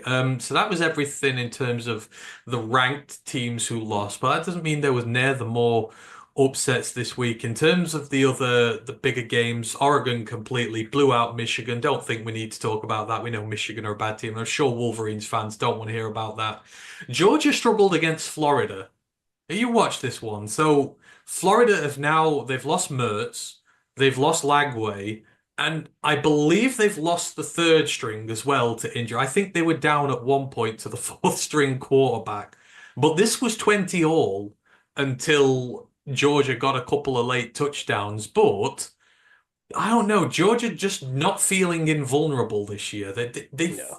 They've struggled against Kentucky. They've The struggled Carson against Beck train, Florida. like you say, that has derailed. I mean, if I'm Carson Beck now, are you thinking I'm going to spend another year in college? No, because I still think he's going to be stupidly taken in the first round.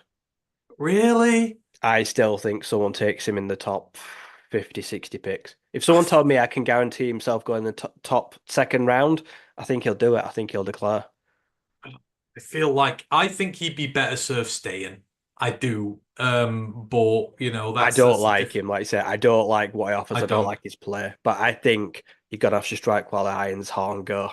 So you talk about turnovers. His turnover ratio, let me just get it up because recently it's been 11 interceptions on horrendous. the year already. He's at 11. Yep. So, He's and only got 17 touchdowns. yeah, and he's got in the last three games, he's thrown eight. Yeah. So, like I Eight. said, He's 8-5. Like five touchdowns, eight interceptions in his last three games. And again, with all due respect to these teams, he's played Miss State and Florida in there. He's thrown five picks against Miss State and Florida. I don't know. I think Ohio State might actually be better than them this year. And everyone knows how much I hate Ohio State, but I just think they might be a little bit better than them. There's just a feeling in there that there's something not right with that team at this moment in time.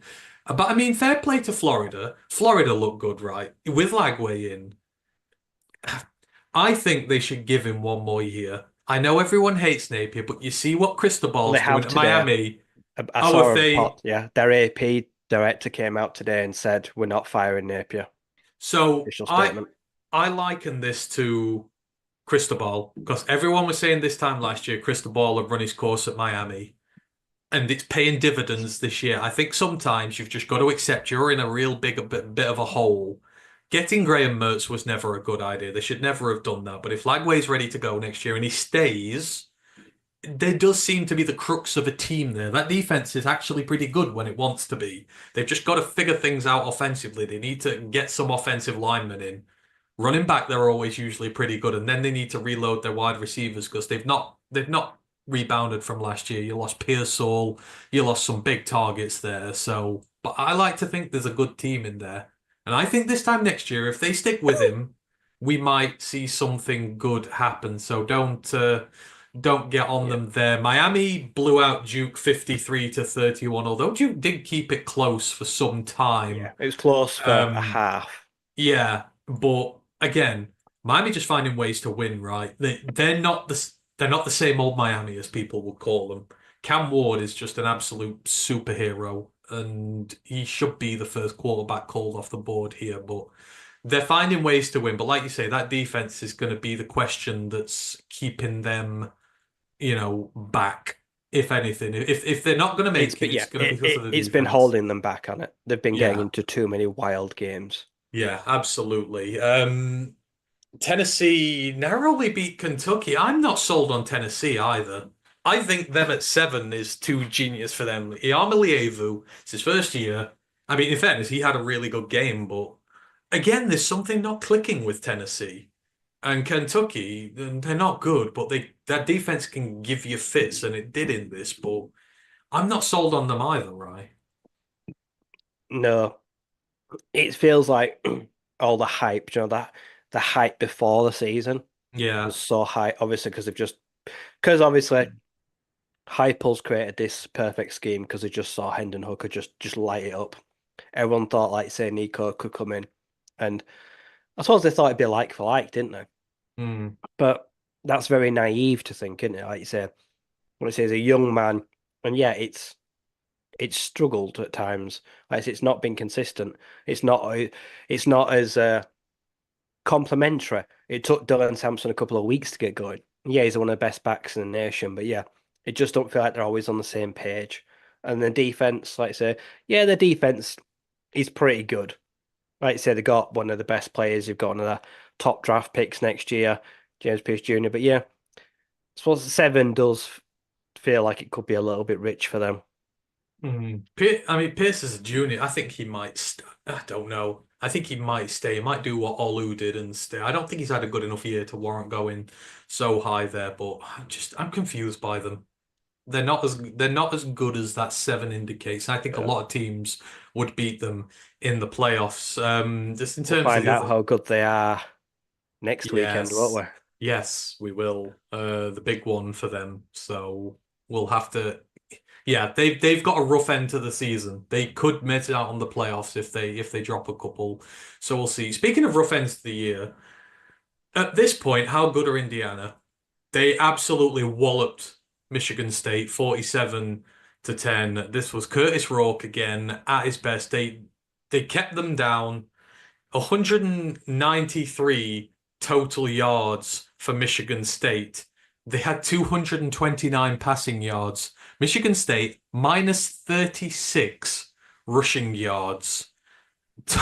They had Childs had 9 carries for -2 yards. Mackie Fraser had 1 carry for -1 yard. Ryan Eckley had 2 carries for -21 yards. Tommy Schuster had 4 carries for -44 yards. I don't get it. They're so good all round. Curtis Rourke, 4 touchdown passes, 270 yards. Justice Ellison didn't have to do anything for this one. Elijah Sarrett, the breakout at wide receiver, another 2 touchdowns for him. Told you about Mikhail Kamara last week. Like he was Another one of two my sacks. breakout players. 2.5 sacks for him in this one. Magnum Ferrer got one as well. James Carpenter, the outstanding nose tackle, got one. They put down 3.5, 4.5, 5.5, 6, 7 sacks. Amari Farrell got 2 turnovers of Adrian Childs. I know it's Mich State, but they've got Michigan now.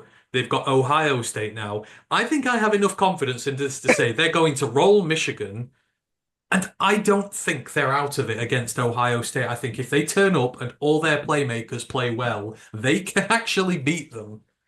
Yeah, they should have too much for Michigan.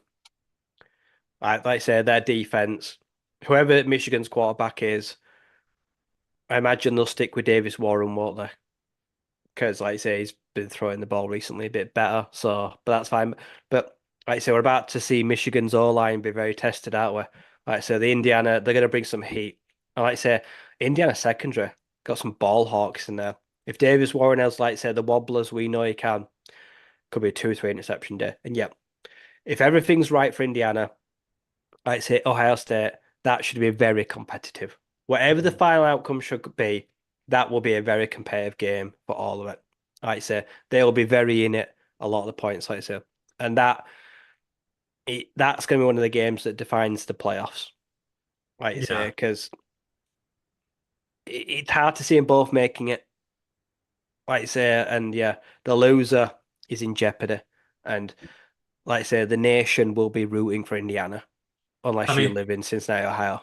every game's basically a It's natty do now, or die right? right It's now, a yeah. natty now, right? In Yeah. terms of, and you're under no pressure. If you lose, no one's going to bat an eyelid. you're Indiana. If But Indiana wins as well, Kirk Signere, coach of the year, it's his. again, We're not taking that from him. you talk about blueprints for teams. They've bought him from a James Madison program that's just been ridiculously successful under him. But what if we said they've not had for years? Pass rush. Yeah, brought the What were defenders. James Madison good at? Sacks. I mean, how many sacks did they have last year? It was like 60 Uh, or something like yeah, that. It was absolutely crazy. they had about 100 tackles for loss. Yeah, he's bought Carpenter the nose tackle. He's bought Camera the edge. He's bought his D line from James Madison with him, who have just torn apart the Big Ten. And this is a blueprint. You find a successful lower league program, bring the coach, let him bring his players, let him inject your bored, stale program with it all. And this is what can happen, right? This is what James Madison were essentially in 1 year. Yeah, like I say, sometimes you just know, don't you, when guys can do it at the FBS level, and yeah, so 90% of your roster you'll be like good FCS, good G5, but some of them they've just got something about them, and I think, yeah, do you want to come with me? Because I think you can do it at the next level, and if you come with me, like say, you'll be playing on Sundays. If you do this at the next level, I'll get you to where you need to be. Like I said, in the defensive line, the guys have brought with him. So far, they've all shown up. And yeah, like I said, the next coming draft cycles, we'll be talking about them.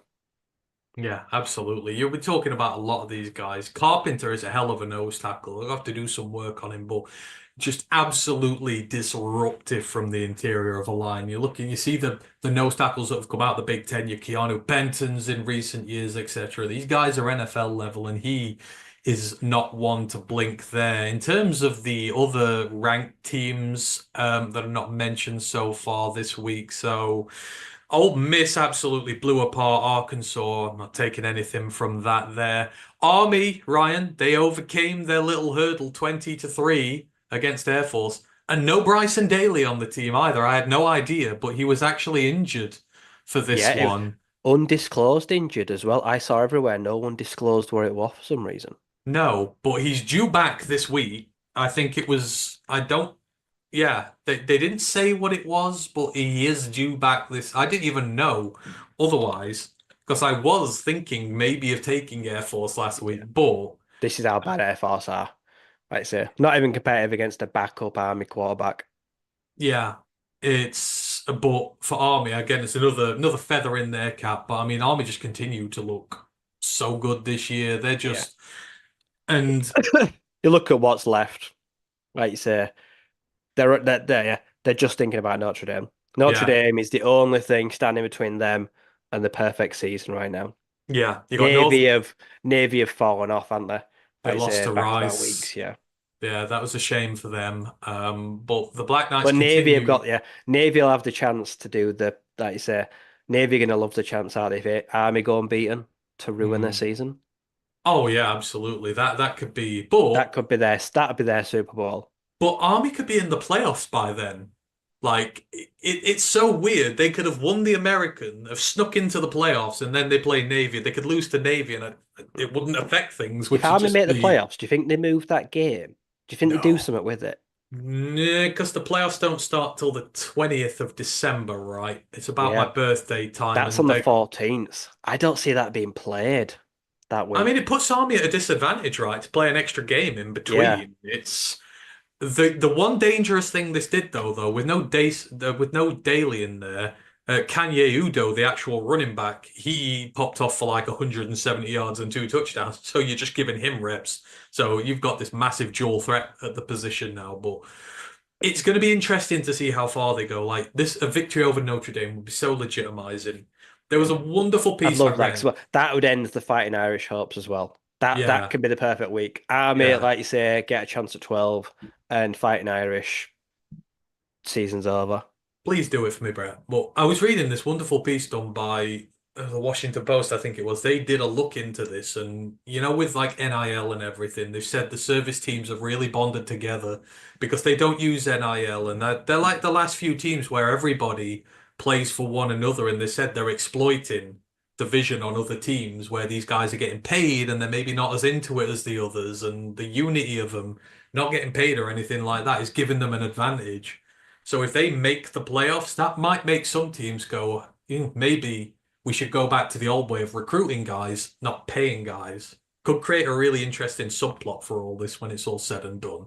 Obviously, Navy falling off doesn't help, but yeah, well done to Army, and they're ranked 18th in the nation now, so you've got to give them kudos to that. Moving outside of the ranks, so Vandy, gotta talk about Vandy.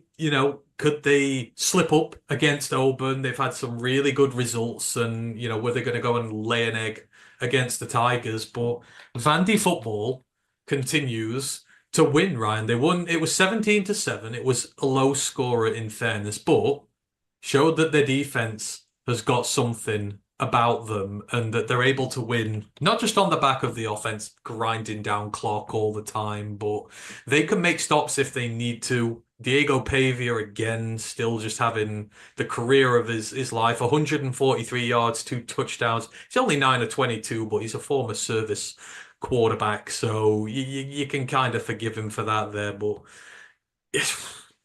it's not out the question, right, that they might.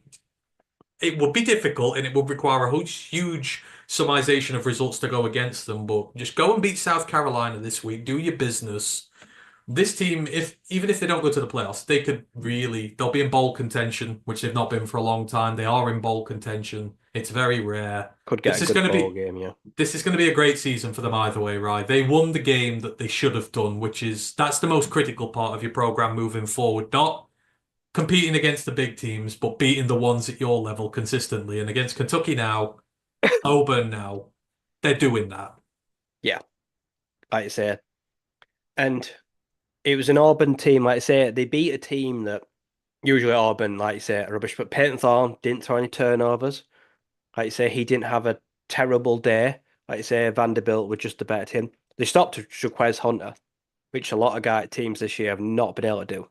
Like I say, Pavia didn't even get to double-digit completions, and they won by 2 scores. That's very impressive. Shout out the punter.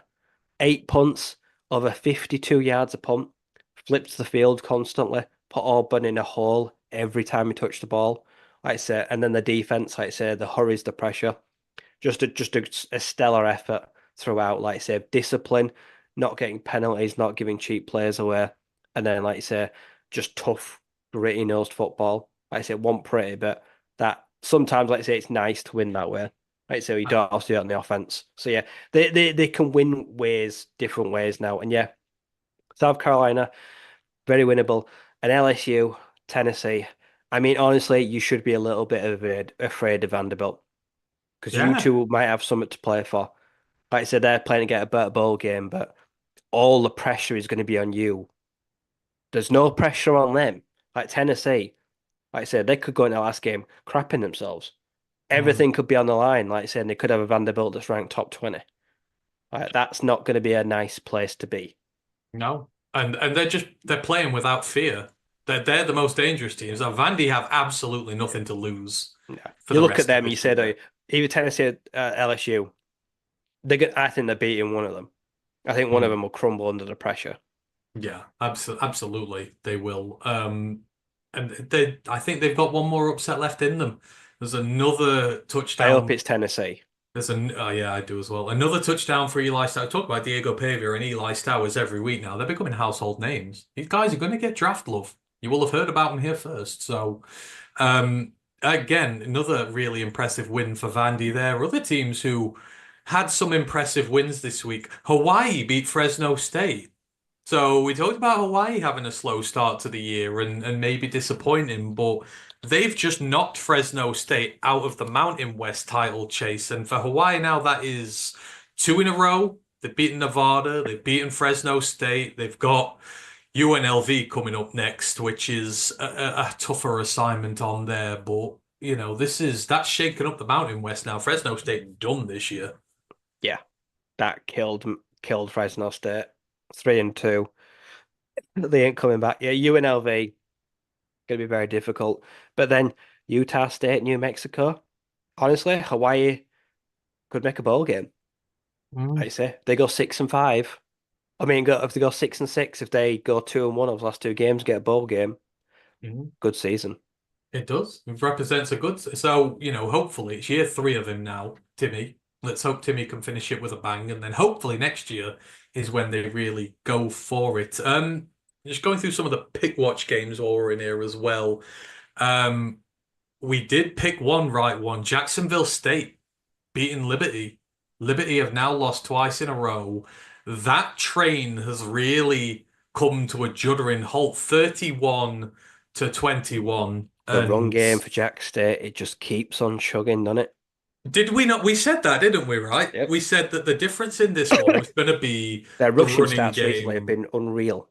Exactly. And I mean, big up Trey Stewart, 27 carries, 232 yards at nearly 9 yards a carry, and four touchdowns on the day. And Tyler Huff, the quarterback, he ran for 130 at 6.5 yards per carry. He only threw six completed passes for 95 yards. This was Trey kind Stewart has 440 yards in 2 games. this was kind of like old school option offense, right? Like you got The 95 yards quarterback, Tyler Huff, passing. has got 280 yards rushing in 2 games. That Yeah. is ridiculous in back-to-back weeks. I can't remember the stats I was getting. I think they were averaging 290 yards per game on the ground in CUSA competition, and now they've just blown that out the water with 260 there. But That they is were Rich averaging, Rodriguez football. yeah, they're averaging over 50 points a game, and you're like, the only thing stopping this was their run defense. It was not very good, and in fairness, Quinton Cooley did get 133 yards. They rushed for 273 yards. Liberty rushed for. So it's not like they struggled with it. It was Caden Salter, 12 of 25. That's less than 50%. Had less than 150 passing yards, a touchdown, an interception. And, they got down in a hole. They were level at the half, but 10 points down going into the fourth quarter. What have you got to do? You've got to start throwing the ball, and you've got to kind of move away from your game a little bit, and that's ultimately what took it out of their hands. But I mean, look at the remaining schedule, the CUSA. You've got a 3-horse race, and Jack State have got to play them. Like you said, they've got to play Western Kentucky and Sam Houston in the last 2 games. Mm. That is anyone's for the taking right now. That's Yeah, gonna be that is gonna be fascinating. and it's a two-loss Liberty, so if the one-loss teams start losing, Yeah, you could. Liberty are out of it. Yeah, if like say if Western Kentucky can, if Jacksonville State can take down Western Kentucky, give them a loss. I'm just putting this out there, but I think Kennesaw State can still get in it as well. That's how crazy the Yeah, they're 1 and CUSA. 3. If they won out and Jack State lost all of them, or Western Kentucky lost all of them, they could all be 4 and 3 in conference play. Absolutely. So where were we? So you got Texas Tech. We both lost on Penn State. We both lost on Pittsburgh. Pretty much everyone did. Vandy won. Old Dominion let us down. They lost 28-20 to App State, but it was on And the road. It's all the not. hope I had like a week ago just kind I of evaporated. know, I know. It's not the worst result for ODU, but App State are not good, so that ends their chances in the Sun Belt this year, which is a shame. I wish they'd have carried that on going longer. Um, can we throw shade at Florida State this week? We said they've got to beat somebody at some point, and you thought that somebody was going to be UNC, who have not been good this year. But I made the mistake. I always bet for Amari and Hampton, always and forever, and this is the first time I've gone against him. UNC smacked him around 35-11. It's not even funny at this point, Rye, how bad Florida State are. Brock Glenn was in. He had six passes for 123 yards. They just basically air raided it where they could. Through screens, got some big chunk plays. Luke Kromenhoek, the freshman, he had as many completed passes as interceptions. He threw two passes for 36 yards and two picks, which I think got returned more in the other direction than what he threw for. But UNC, four touchdowns for Amari and Hampton, clean day for Jacoby Criswell, 13 completions for 211 yards. They big chunk plays themselves. Amari and Hampton had 93 yards and a touchdown in the air. So overall, he had 280 yards and five touchdowns. Now, when we did the running back rankings a few weeks ago and I ranked him above Ashton Gionte, some eyebrows were raised, but I don't know. I feel that legitimizes me a bit now. I know it's FSU and they're terrible, but this is Power Five. Amari and Hampton just absolutely wrecked them, and Florida State. It's not even funny now. I mean, if you're an FSU fan, you've got to be worried. Not now, but what next year? Can you go into next year with Glenn and Kromenek? Nope. What do you what do you do? How do you address the quarterback room? Like I Don't say, go you're in the gonna have portal to, again. yeah, they're gonna have to out there. Like I say, they're gonna have to go into the portal. They're gonna have to bring in a vet again, and it didn't work this year. And I still, when I look at it, I don't blame DJU because, like I said, these kids are struggling. The lack of a run game, coaching, just collectively, just don't work, does it? Like you say, and DJ will end up being the scapegoat, won't he? Like you say, he's the one that's going to take all the flack for such a terrible year. But yeah, next year they're going to have to go out now and find another guy, like you say, because someone's got to mentor these kids, aren't they? It's no good throwing them out there and then watching them fail, and then watching people go on Twitter and like lambast them for it. Because, like I say, they don't know any better, do they? Freshmen, redshirt freshmen, like I say, they ain't ready to lead a program the size of this. No, and the crazy thing is, they should probably do the route Indiana have done. Go lower.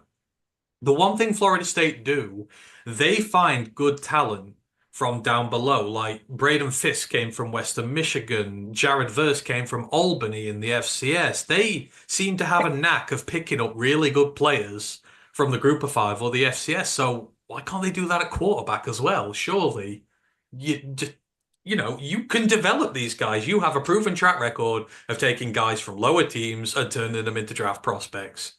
I mean, they very rarely draft, they very rarely develop their own, but the guys they bring in, they do. It just feels, I don't know. If he gets blown out a few more times, right? If Florida come in and absolutely pull their pants down, I think his time might be over. Because before, don't forget, before last year, he was on a hot seat. He's had one good year and it's gone to pot.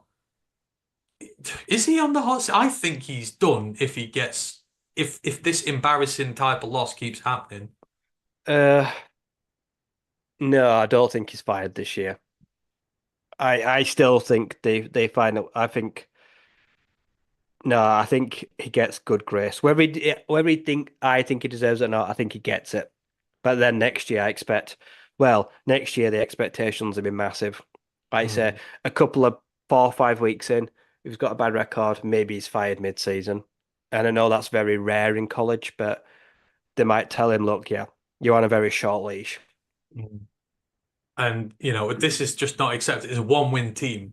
It's one of the worst records they've ever. They've finished ACC play now because they've played all that. They've finished 1-7, and they had a 2-point win over Cal. It's the worst ever record they've had in the ACC, which it doesn't look very good when you've sued them the previous year because the standard of team you're bringing in is, quote, not good enough. This is like blown up in there. They've lost all their legal argument right now because of this. It's crazy.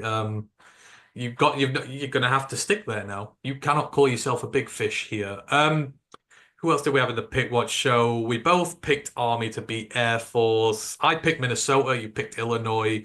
The last one, the fun part of the Big 12, TCU at Baylor. I mean, what a game that was. 37-34. This is what Big 12 football is all about. And Baylor walked this off with a field goal.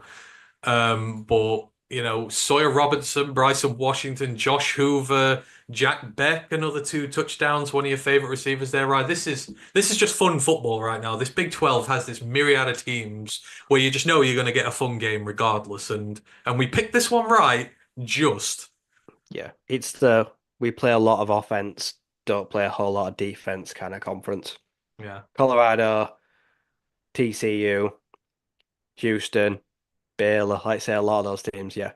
But yeah, do you know what? I've been looking at Sawyer Robertson, and like you say, he's quite an interesting quarterback. Like you say, he's got a good build. The numbers are pretty good in a team that in recent years has been struggling. Like you say, he's doing pretty well actually. Like you say, there's some talent there at Baylor. And I know the last few years have not been kind to Demo Dave Arias. So he was entering a pretty hot seat entering this year. But I'd say Mm. it's gone all right for them. And TCU, yeah. Josh Hoover, statistically one of the best quarterbacks in the entire country in most categories. He is basically air raid right now. Like you say, and they're just knife and dice. Like I say, they either win big or lose big. But Yeah, Sonny Dykes right now, like you say, after taking them to national team, can kind of do what he wants.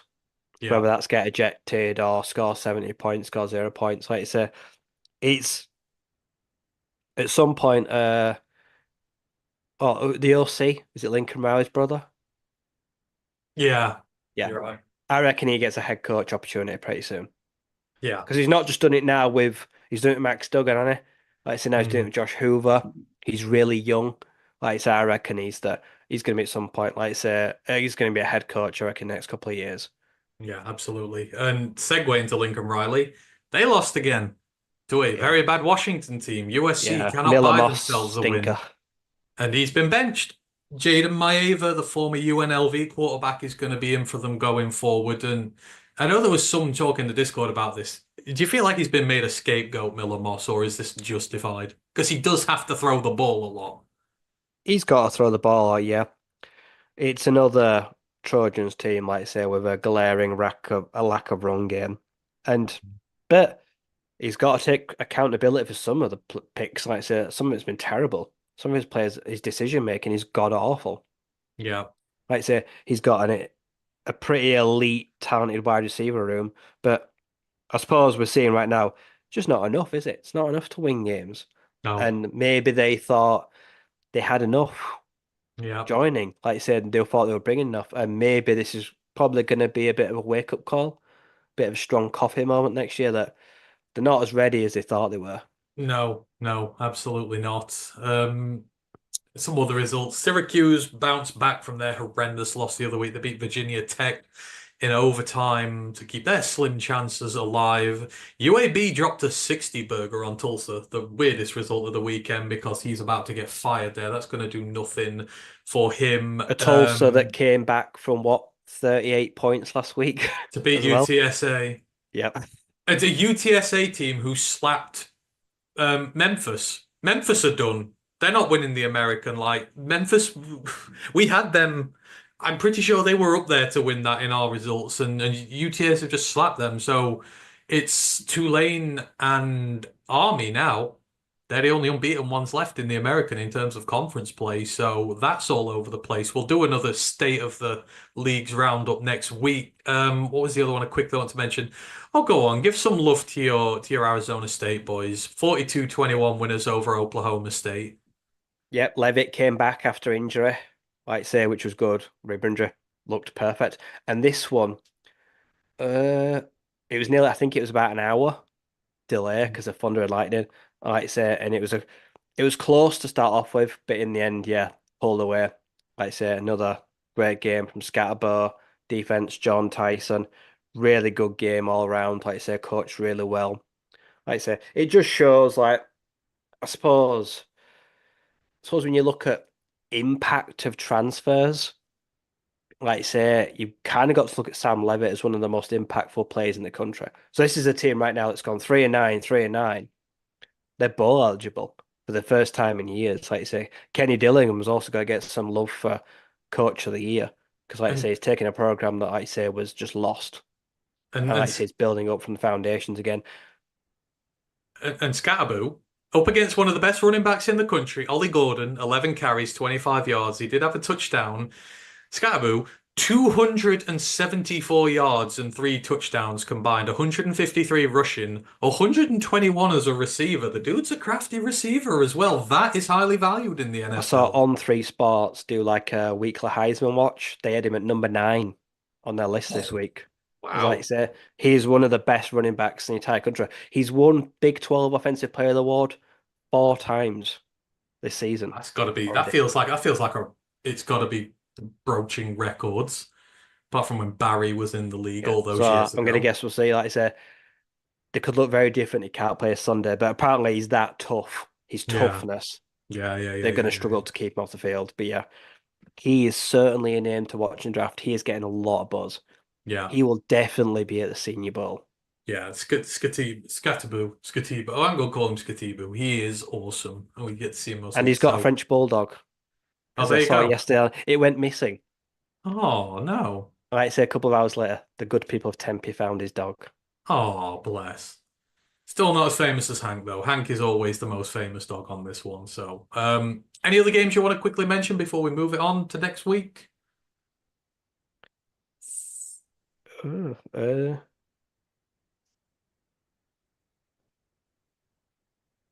not that I can think of top of my head, no. No. UCF put down 60 on Arizona. It was a bit Yeah, embarrassing for them. we've gone this weekend. Like I say, RJ Harvey, like I say, continues to be a Oh, machine. it's a shame. You want to see Harvey versus Scatterboo. You do. Two of the better running backs in the country. It would have been made for fireworks. It was indeed. All right, we'll call it for that. There was a lot of great action. There's a seven ranked teams lost, numerous other upsets around, and it's just setting up this playoff run so perfectly. So with that, we'll move it on to week 11. We're getting there now. There's only 3 more weeks left after this one before we start getting into the nitty-gritty of the playoffs, and we'll do the pick watch ones first here. So, first up, SEC Ryan, Georgia at Ole Miss, and I'm interested here because we know your love-hate relationship with Ole Miss, and they burned you this year already. But we've talked about Georgia; they just don't look they don't look set at the moment. And if you're talking about games you need to win, I mean, Ole Miss, he has to win this, right? If they lose, they're out the playoff hunt, and if they're not making the playoffs, you've got to figure that he's in a little bit of bother there at Ole Miss because, missing a 14 playoff, fine. Missing a 12-team playoff, you can't do that. And they need a signature win like Penn State do. Can they get it, or are they going to let us down for the 100th time like Penn State do? I don't trust Beck. I don't trust Beck more than I don't trust Ole Miss. And Jackson Dart last week had like a historic day. Like I said, give me Ole Miss. I think Trey Harris is going to make mincemeat of their secondary. You're the old Miss Barometer around Trey here. Harris for me right now, like I said, I think he's a first round draft pick next year.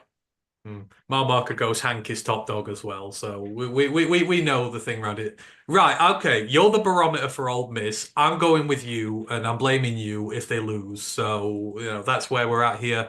Next up, we got a little bit of a somewhat might come a crusade this weekend, right? Some might call it a holy war, and it is the first iteration of this rivalry in some time. BYU at Utah. Now, Utah are in all sorts of trouble this year. They're not a good football team.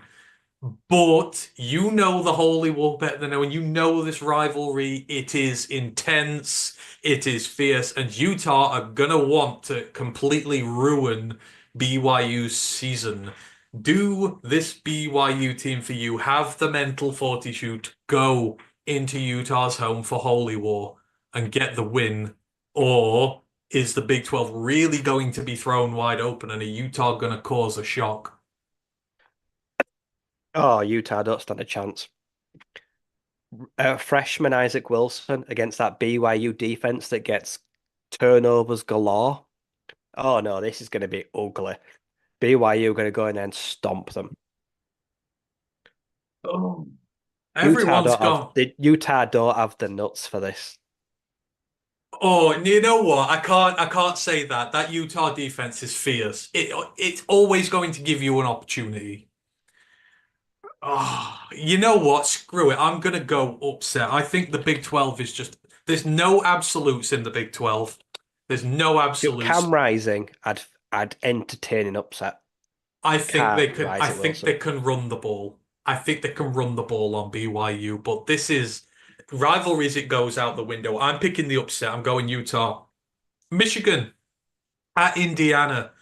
I mean, on paper, one great team against one bad team. But for Indiana, as we say now, right, every game is a natty game, and it's still a lot of pressure. These are the reigning national champions coming into their house, and they've got to knock them off to carry on this resurgence here. And the pressure grows every single week, but they Is don't Will seem to be Johnson feeling the back? pressure. Didn't he I'm not miss the Oregon sure. game? He missed Yes, the he Oregon did. game, didn't He's not 100% at this moment in time. But Curtis Rourke hasn't been throwing that many turnovers this year. He's playing turnover-free football. And they don't seem to be buckling to the They seem to be going under the "we've got nothing to lose" moniker than we're feeling the pressure because we feel like we have something to lose. I feel like they're on the right side of this. I'm going Indiana. What about yourself? Uh,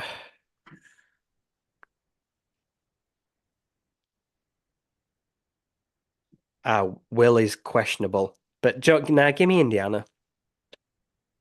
Going for the unbeaten It comes down to again Hoosiers. quarterback play against a Biggest. great secondary. Indiana got some ball hawks. They do. I think this is the time where they can really show for this one. Pick on Davis Warren. Huge game in the SEC this week because the team that loses ain't going to the playoffs. It's Alabama at LSU, two teams who would not even have begun to thought of the possibility that they would not qualify for a 12-team playoff. Well, one of them's going down to three losses, one of them ain't going. Who's it going to be? Bama on the road or LSU at home? Oh God, I hate them both.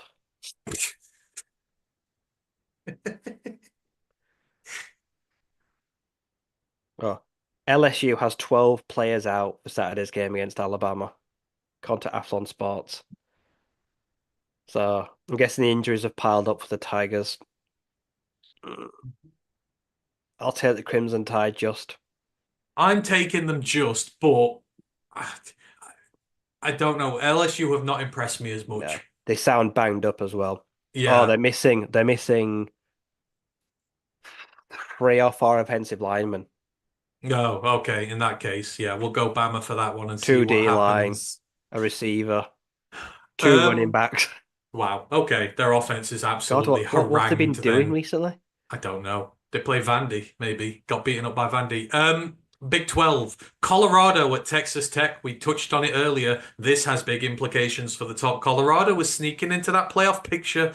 You know, Dion, he's good. He's working his way into contention for it. And this is a Texas Tech team which is hot or cold. I'm going for the Buffs because I think we're going to get a bad Texas Tech week. I think they're due a bad week. Who've you got, right? Colorado have been good recently. The Cincinnati win was big. They blew away Arizona. Where is the game? It's at Texas Tech. At Texas Tech.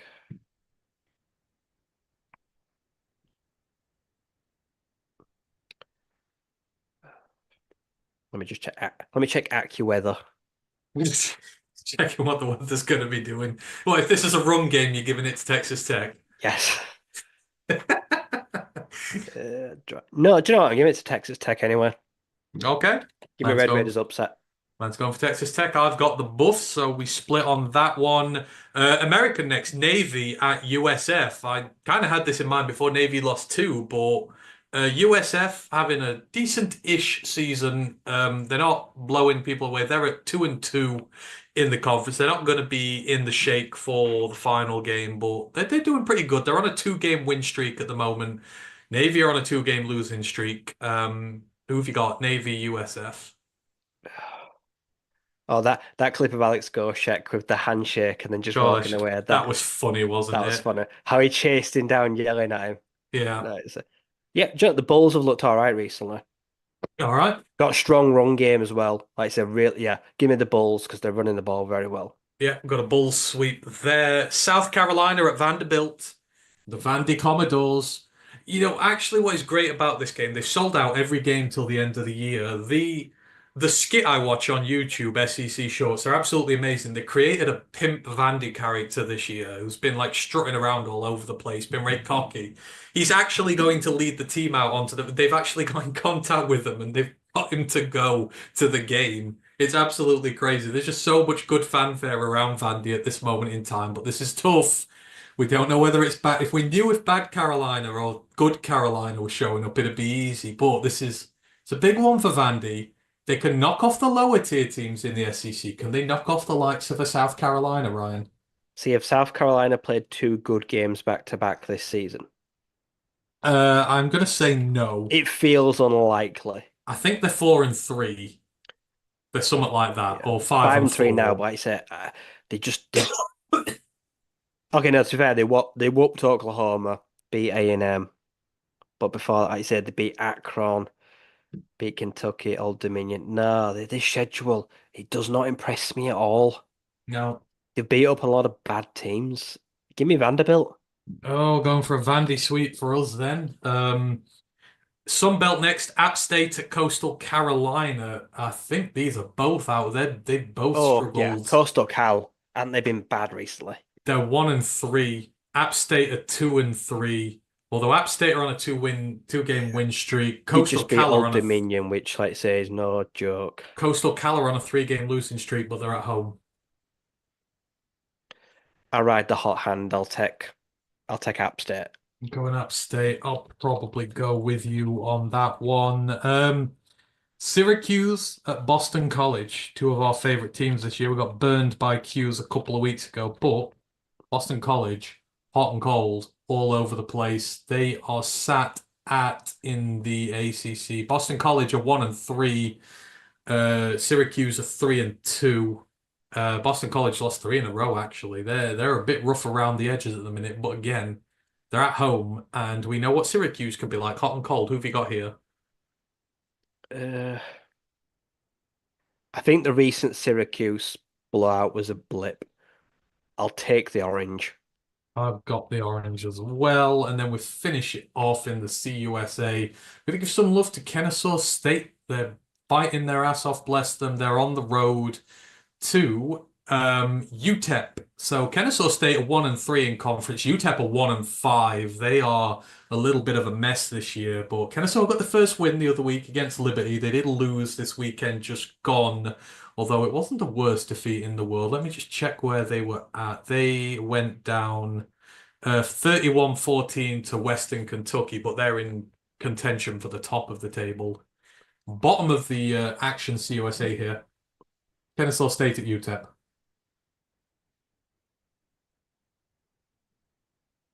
Give me Kennesaw State. Get another win for morale. Yeah, yeah, we'll do K-State there as well. So we're actually aligned on a couple of these this week. So hopefully we get a good one going. Right. Need to quickly get on with this because Matt's going to kill me if I run over too much more.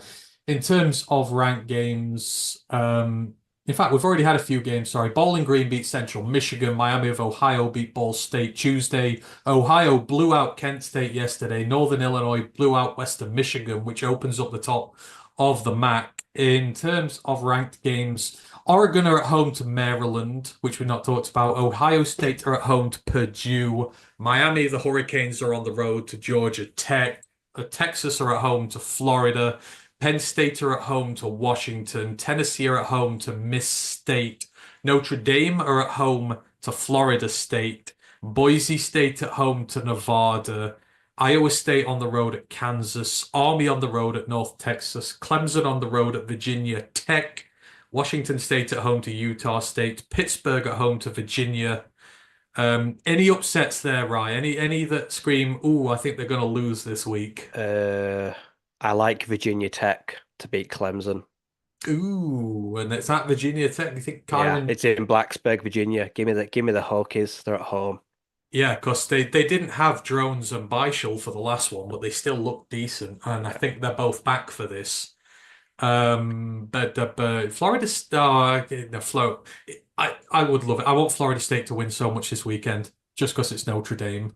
Like anybody, please beat Notre Dame, please. So that's it really for the right. I think that there should be a lot of wins in there for the ranked teams this week. I don't think we're going to be talking about 7 next week. If we are, something cataclysmic has happened. Outside of that, who else have we got? Texas State, Louisiana Monroe. They're out of it because they've lost 2 in a row. Duke, NC State. That's not a big one anymore because I don't know. It doesn't seem like there's too many others this week that are crazy carrying any Missouri versus no, I don't know. This feels like it could be a bit of a quiet week, this one. I don't know, is there any you got your eye on outside of those? Do you know what? I'm looking at Kansas against Iowa State. You're just piling this on, aren't They've you? only won one of the last 5, but they've been competitive in 4 of them. They've been in Swear like down. 4 one-score games. I swear down. You just love watching me suffer. Not just me, that ESPN Analytics only gives Iowa State a 55% chance of winning. That seems unfair. Seems very low, yeah. But I don't know. It feels like a trap game. Okay, okay, potentially. Um, yeah, I don't think there's much else in there that's jumping out at me this week. So yeah, we'll have to wait and see what happens. I say we'll do another state like Hawaii at UNLV. If Hawaii can win that, I would sacrifice UNLV for a Hawaii win this week. So we'll see there. Anything else you want to mention before we get out of here today? No, not seen any news. No, don't think there is. All I right. thought so with Curb Heister, his poor dog Ben passed away. The one that's always on college game day, Oh, the golden retriever. did he actually pass away? Yeah, I had to put him downstairs Oh because of cancer. no. He might be the most Oh, famous bless dog in him. college football, Oh, bless him. other than the Oh, Georgia Bulldog. oh, thoughts to Ben. That's horrible, that is. Like he's such a lovable character on there. I hope Kirk's all right. That's just heartbreaking, that is.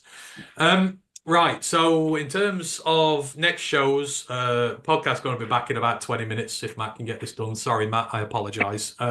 Be back for the Houston Texans preview for the Detroit Lions podcast, and then me and Ryan will be back next Wednesday at usual time on Wednesday because I have a week off work next week, which I'm really looking forward to. So we'll be back on time. We'll be doing the Week 11 review, the Week 12 preview, and we may do a few other bits in there as well. We'll start taking a look at those Senior Bowl lists and looking at some of the players involved in those for you there, Grandizer. You can find us all over at Roar of the Lions UK. Just type it in and you will find us. I know Matt will be hanging around. So, yeah, we're all done. Thank you ever so much. We'll see you again in a week. And yeah, one pride. Thank you very much, Ryan. Recording stopped.